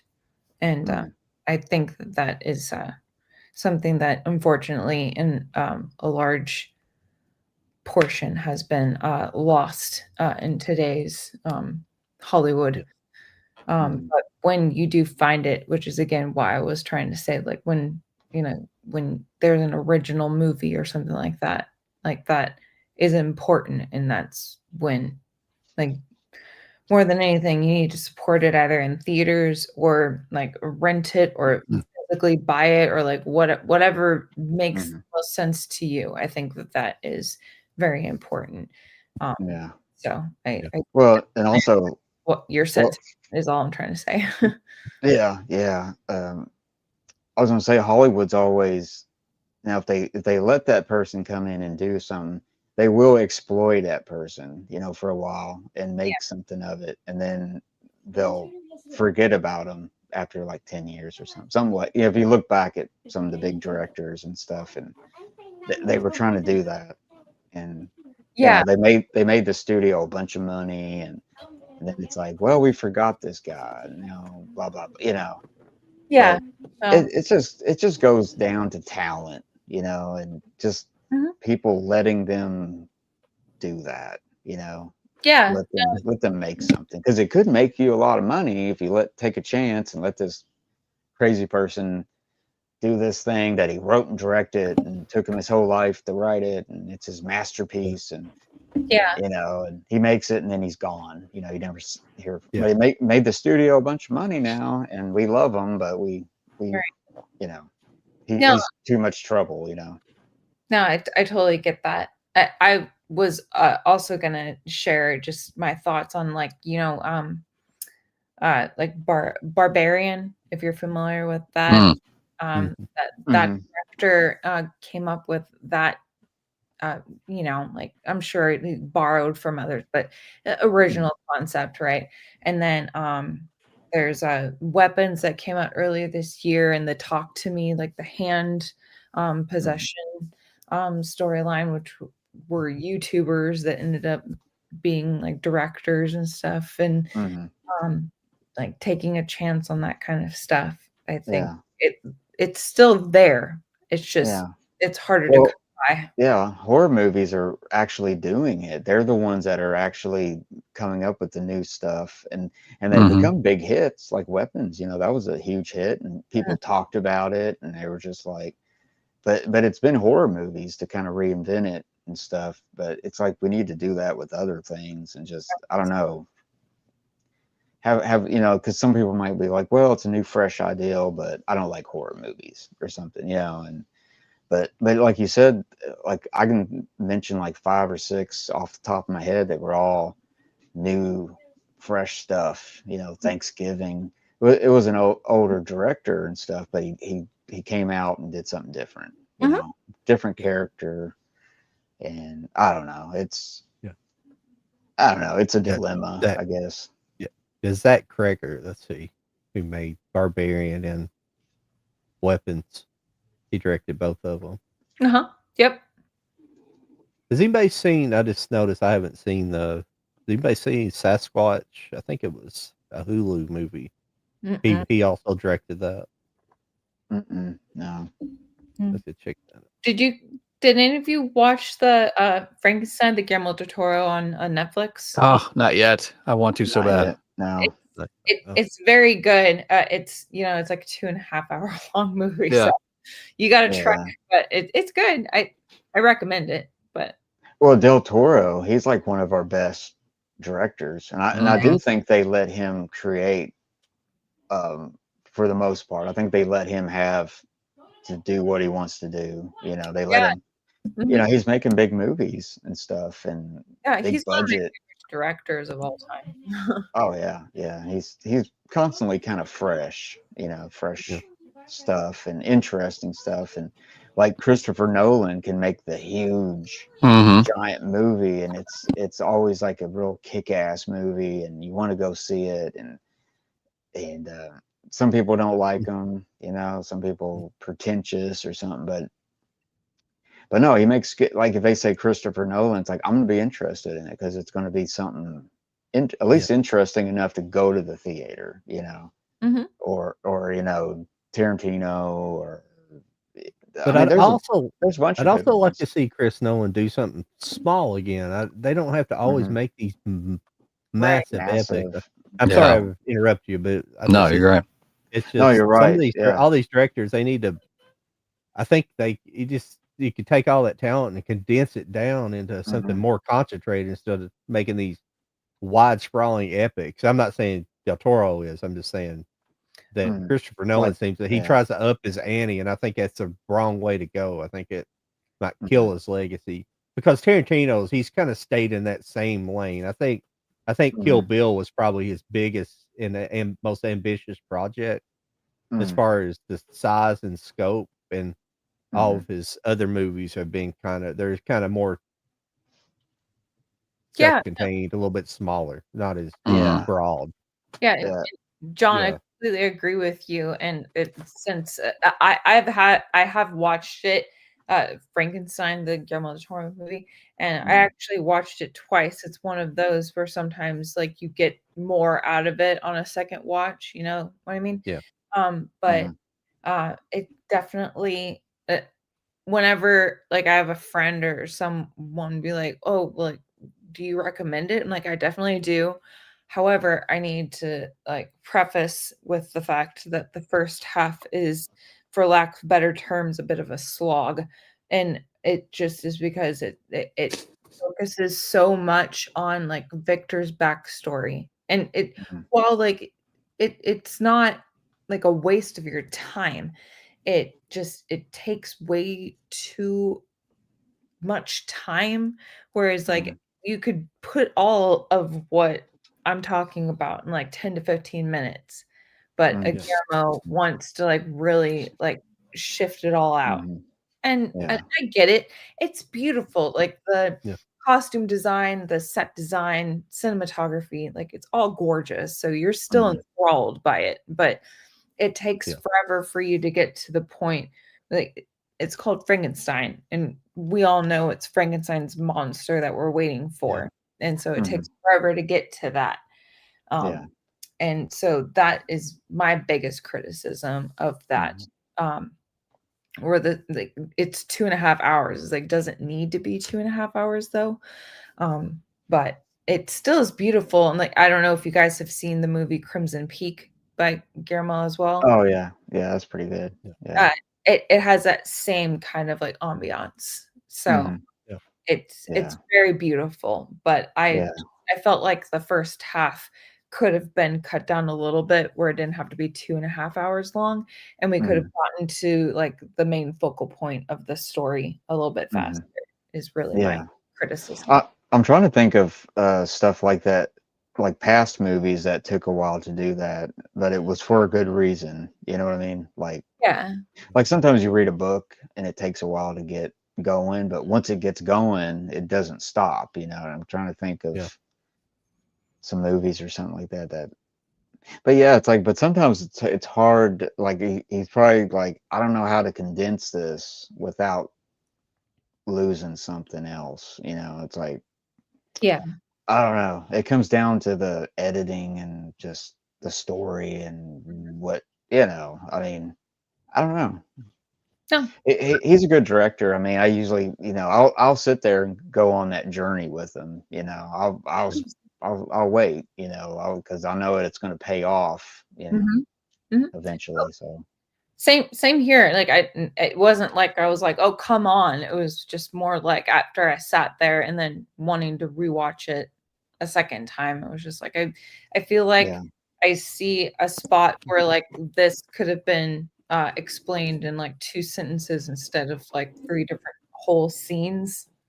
And I'm not trying to be an asshole. I'm just saying, like I just feel like it could have been condensed just a little bit. But I also love Guillermo. Like I think that he's an amazing director. Like his vision, and I've watched some of his interviews where he talks about like how this character has this color and this character has this color, and like he has like very specific reasoning behind everything that he does. So like I think that it's beautiful. But he's got a really cool imagination, you know, and stuff.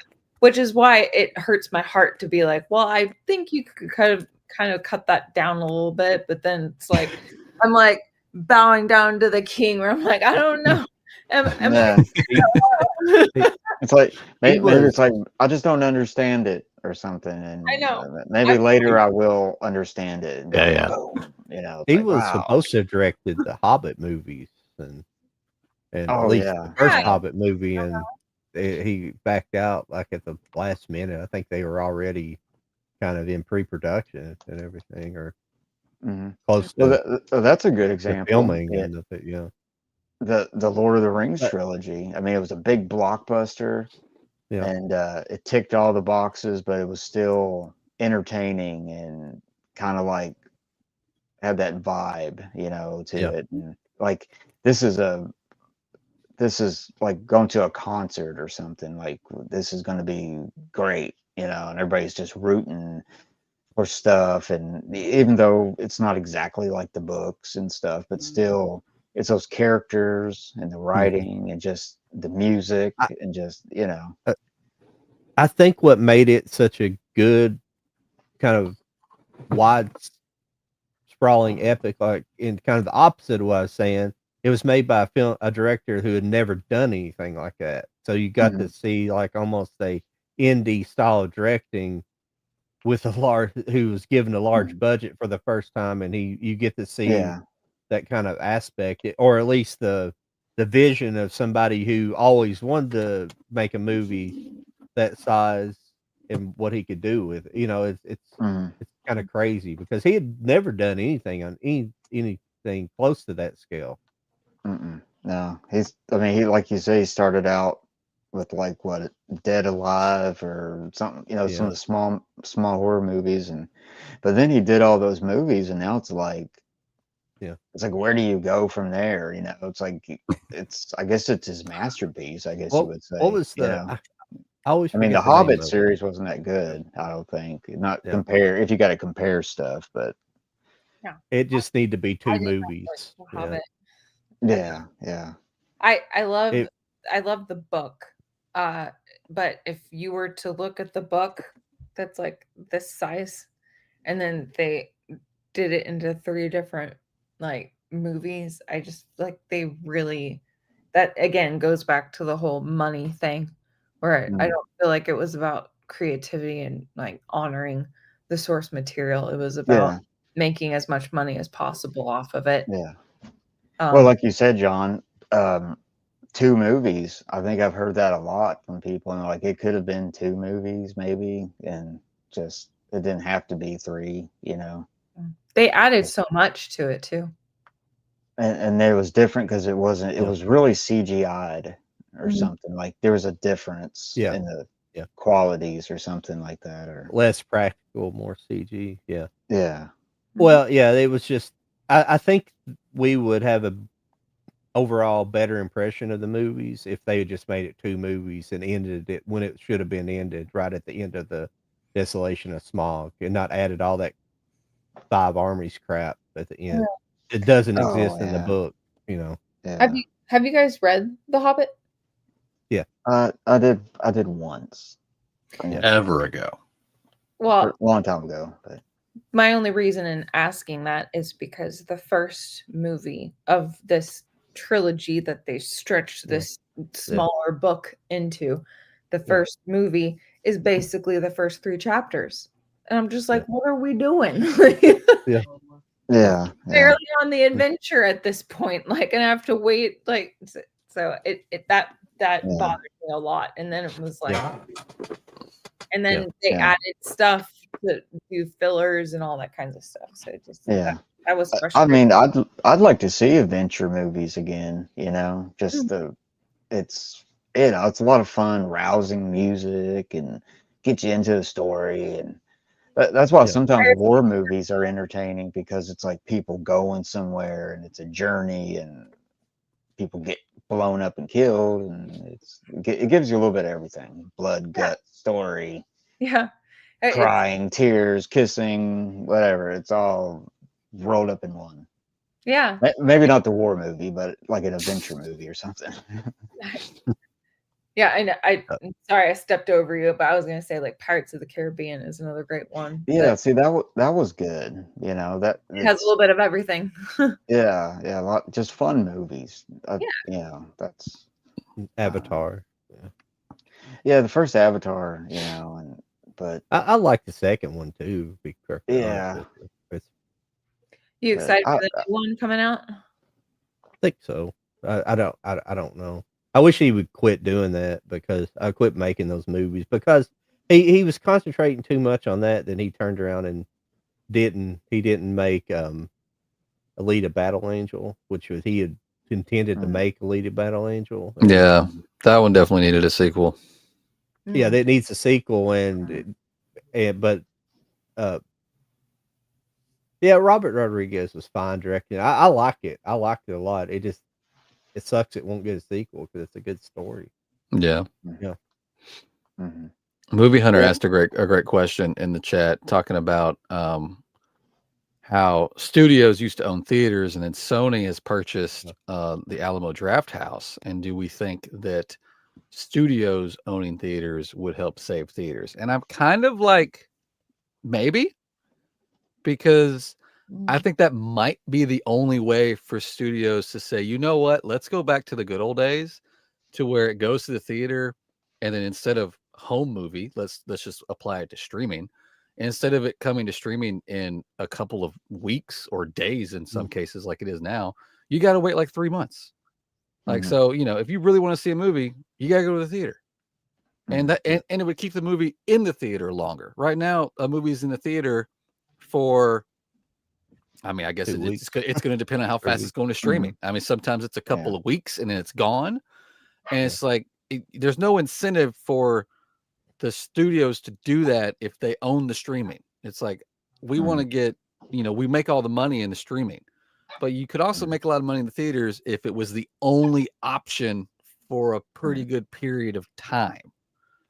And we've lost that. And I think maybe if they owned the theater and they were making more of a kickback from it, they might second guess that. Maybe that'd be the way to go. I don't know. But see, I don't know. I don't know. Oh, sorry, Lauren. I was going to say, that's what happened like in the late 40s or something, when they busted all the theaters up because like MGM only showed MGM, and there's that problem too. There's that problem too. I could see that too. Yeah, it was something stupid, but I mean, I don't know. But yeah, you're right, Jody. It's like you got something there. Yeah, it was like a monopoly, and they still do it in Japan. Go ahead, Lauren, first. Oh no, I'm sorry. I'm just really excited because that's exactly what I would have exactly said. I get excited when I hear someone else saying the same thing that goes through my brain. But no, I think that's really important, and I think that goes along with what we're talking about, where like money speaks more than anything right now instead of artwork. So it's like, oh, well, let's just throw it out to like a streaming service or for VOD, like as fast as possible, instead of trying to coax people out to the theater and getting to have that experience and stuff like that. So I think that I mean, we are just like one small little voice amongst all of it in Hollywood. So it's like, it almost feels like it's a waste of time, but I won't ever give up. Like, I'll still do what I feel like makes sense. And, I'm going to go see it in theaters if I can. If not, then, I will rent it or what have you. Like, I want to put my money where my mouth is, kind of thing.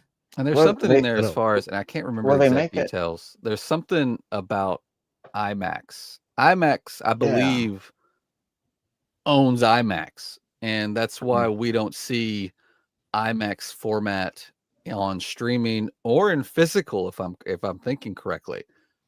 Because they don't. They own, like, they want people to come to the IMAX theaters, and and if you want to see an IMAX filmed movie in IMAX, you have to go to the IMAX theater. That, and there might be parts of that I'm not 100% clear on. Which kind of makes me wonder what's going to happen with this next Nolan movie, because he's filming the entire thing with an IMAX camera. So does that mean, are we not going to get physical? Is it going to be dumbed down for physical? God, I'm going to be so annoyed if that's the case. I know, right? Like, what does that mean? I don't know. I don't know all the details with IMAX, but there is something there where they own. Yeah, they can reduce it down.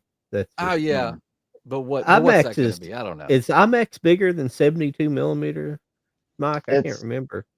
It's I'd say it's 7. Well, you got 70 millimeter, which is like ultra, like Panavision or something. Then you got, and then they do something with it. It's more square, but it's whatever they do. When they put it on home video, they put it like a 2:3:5 to 1, ratio, and then it's dumbed down to 16:9 kind of.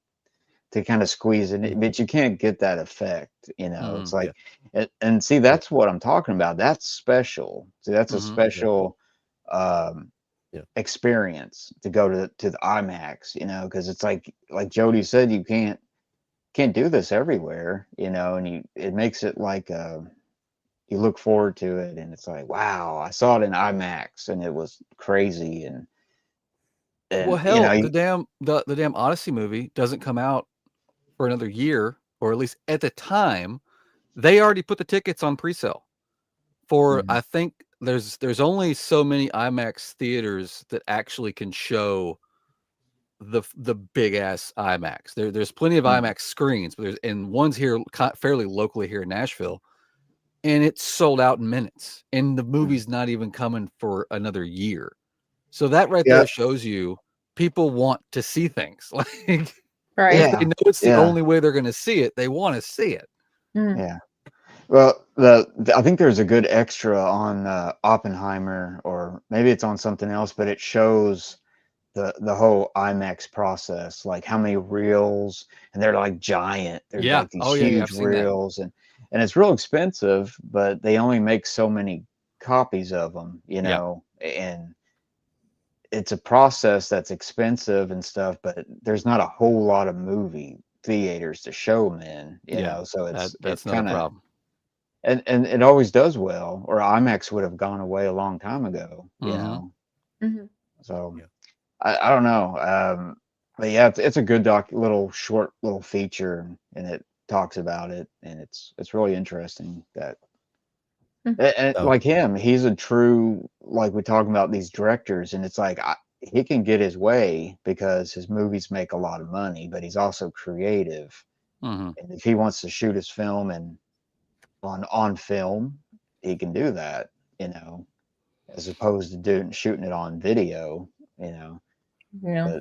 But yeah. like if there was more Movie. people like him, where it's just like, I want it this way and do it my way, and it's going to make you money, and it's going to entertain people, and I don't know, something like that. You know, we need more people like that, I guess. Directors and I'm totally Yeah. on board with you. I was just gonna say, like, I think that it's really frustrating when it's like you have an idea, like all all power to you if you have your own original concept, but you use a big title to like powerhouse like your own like idea instead of actually going through with the concept. But if you make your own concept and it's original, like that's something that I feel like fans, Hollywood, like, just all of the above should really appreciate. And I think that that's something like Mike, what you were saying. Like I think that that's Mhm. an important Yeah. thing to highlight. So Well, I'm kind of Yeah. nerdy in the fact of the whole, like that whole. I'm fascinated with the widescreen and all that goes into it, and the history, and I just think it's just badass to shoot a movie in ultra panavision, like in the Mhm. good old days. Like Right. Tarantino Mhm. got to do it, and it's just it makes it special. You know, it makes just a movie experience special. And if you're a film nerd, and it's just, I don't know it. Well, I mean, I just don't know. shooting on film is like is an art form, knowing how to Hmm. the type of cameras you use versus lenses, the effect you're gonna get with a different type of film. Hmm. Just like, people still shoot pictures with film, you don't see it very much, and I prefer just doing it digital because I don't know Hmm. how to develop my own pictures, but yeah, it's just becoming a lost art form, Yeah, start I shooting think on that's. film. Yeah, I think that's what it is. I just look at it like some people might, like they used to look down on movies as not an art, like when it first started, you know, it was very Yeah, snobby to it. But now it's like I look at it as it's, you know, it is an art form, you know, and yeah. there's a lot in it. And when it's all done Now right, it's magic, you know, when everything fits, you know, just yeah, everything. yeah, And it's cool, and it's, you know, one of a kind, you know. But Dustin, I'm weird like that. I'm just Dustin was saying a sentimental one. weird film nerd. You're amongst friends. We all. Yeah. Thank God. Dustin was saying it's one IMAX is 1:43:1, so it's slightly wider than full frame 1:37:1. I like 1:37 as far as a full frame cinematic. As far as going, square, it's slightly wider 1:37 than 1:35. 1:35's television, old television format. That's 4:3. 1:37 is more of a cinematic version. It's slightly, I guess, it's a little bit wider. So 1:43 is still going to be a little bit bigger than the square. It's almost like a inverse portrait. If you're taking a portrait, like our phones are portrait, it's almost like that. But I'm thinking of a portrait camera, like but then they got to blow it one up you hold to a certain degree. Yeah. But like the movie Gunfight at the OK Corral that I watched last night. It's done in it was shot in VistaVision, which is like 1:66:1 or something like that. So it's more square, like you're saying, John. And but I forgot what it's as tall as it is wide or something like that. So when you watch it, it's only got like a little bit of bars on each, and it's weird how it's square. I kind of like it. It's kind of cool because you get more top and you get more bottom of the frame than just a horizontal, or I don't know what I'm talking about. It's getting late and I'm just like, ugh. Well, we have hit that 2-hour mark. So I was going to show you that statuette. Oh, there you go. yeah. We can end the show with that Sega statue out of the box. Yeah. Focus, camera, focus. Focus. Damn you, focus. It likes your face too much, John. Yeah. It can't find a face on the little on that. It's too small of a face on a little part. There we go. There we go. Oh, yeah. You did it. Oh, it looks good. Oh, cool. I like the hair. That's cool. That's a good camera though, John. It's very sharp. It's very detailed and Sorry, I've got some boxes sitting here. I can't get it. There we go. Nope, it likes your face again. You missed your opportunity. Yeah, it can't decide what it wants. There it goes. There it is. Well, I'm jumping out of the focal length. That's the problem. But here's see. Oh, it's pretty. Oh, look out. Look at the The dun dun dun, boom boom. They were hiding that in the box. We saw that now this character Mari, she's actually not part of the original series. She was only brought in for the rebuild movies. So she's a new character. Nice. That's pretty cool. But that's the plug suit, the flight suit. Yeah. Well, cool, guys. We hit the 2-hour mark. We're actually we're at like 2:07. Look out. Yeah, my brain is. This was a fun episode. I love getting into. I love that our chat brought us into this for a good half hour, 45 minutes. That's what it's all about. I had a topic I thought we were going to dive into tonight. We'll save it for next week because I don't know how long it's going to go. Hopefully, Mike, you can join us again next week. I'll give you a hint. Yeah. I think we should have a little discussion about AI. So get ready. Okay. Get on your hats. Write down some notes. We'll show off what we get next week. I have no idea if I got anything coming, to be honest with you. And we'll jump into an AI chat next week. So hopefully you can join us here on YouTube or on Instagram. Lauren, stick around after we're done. I want to ask you a question.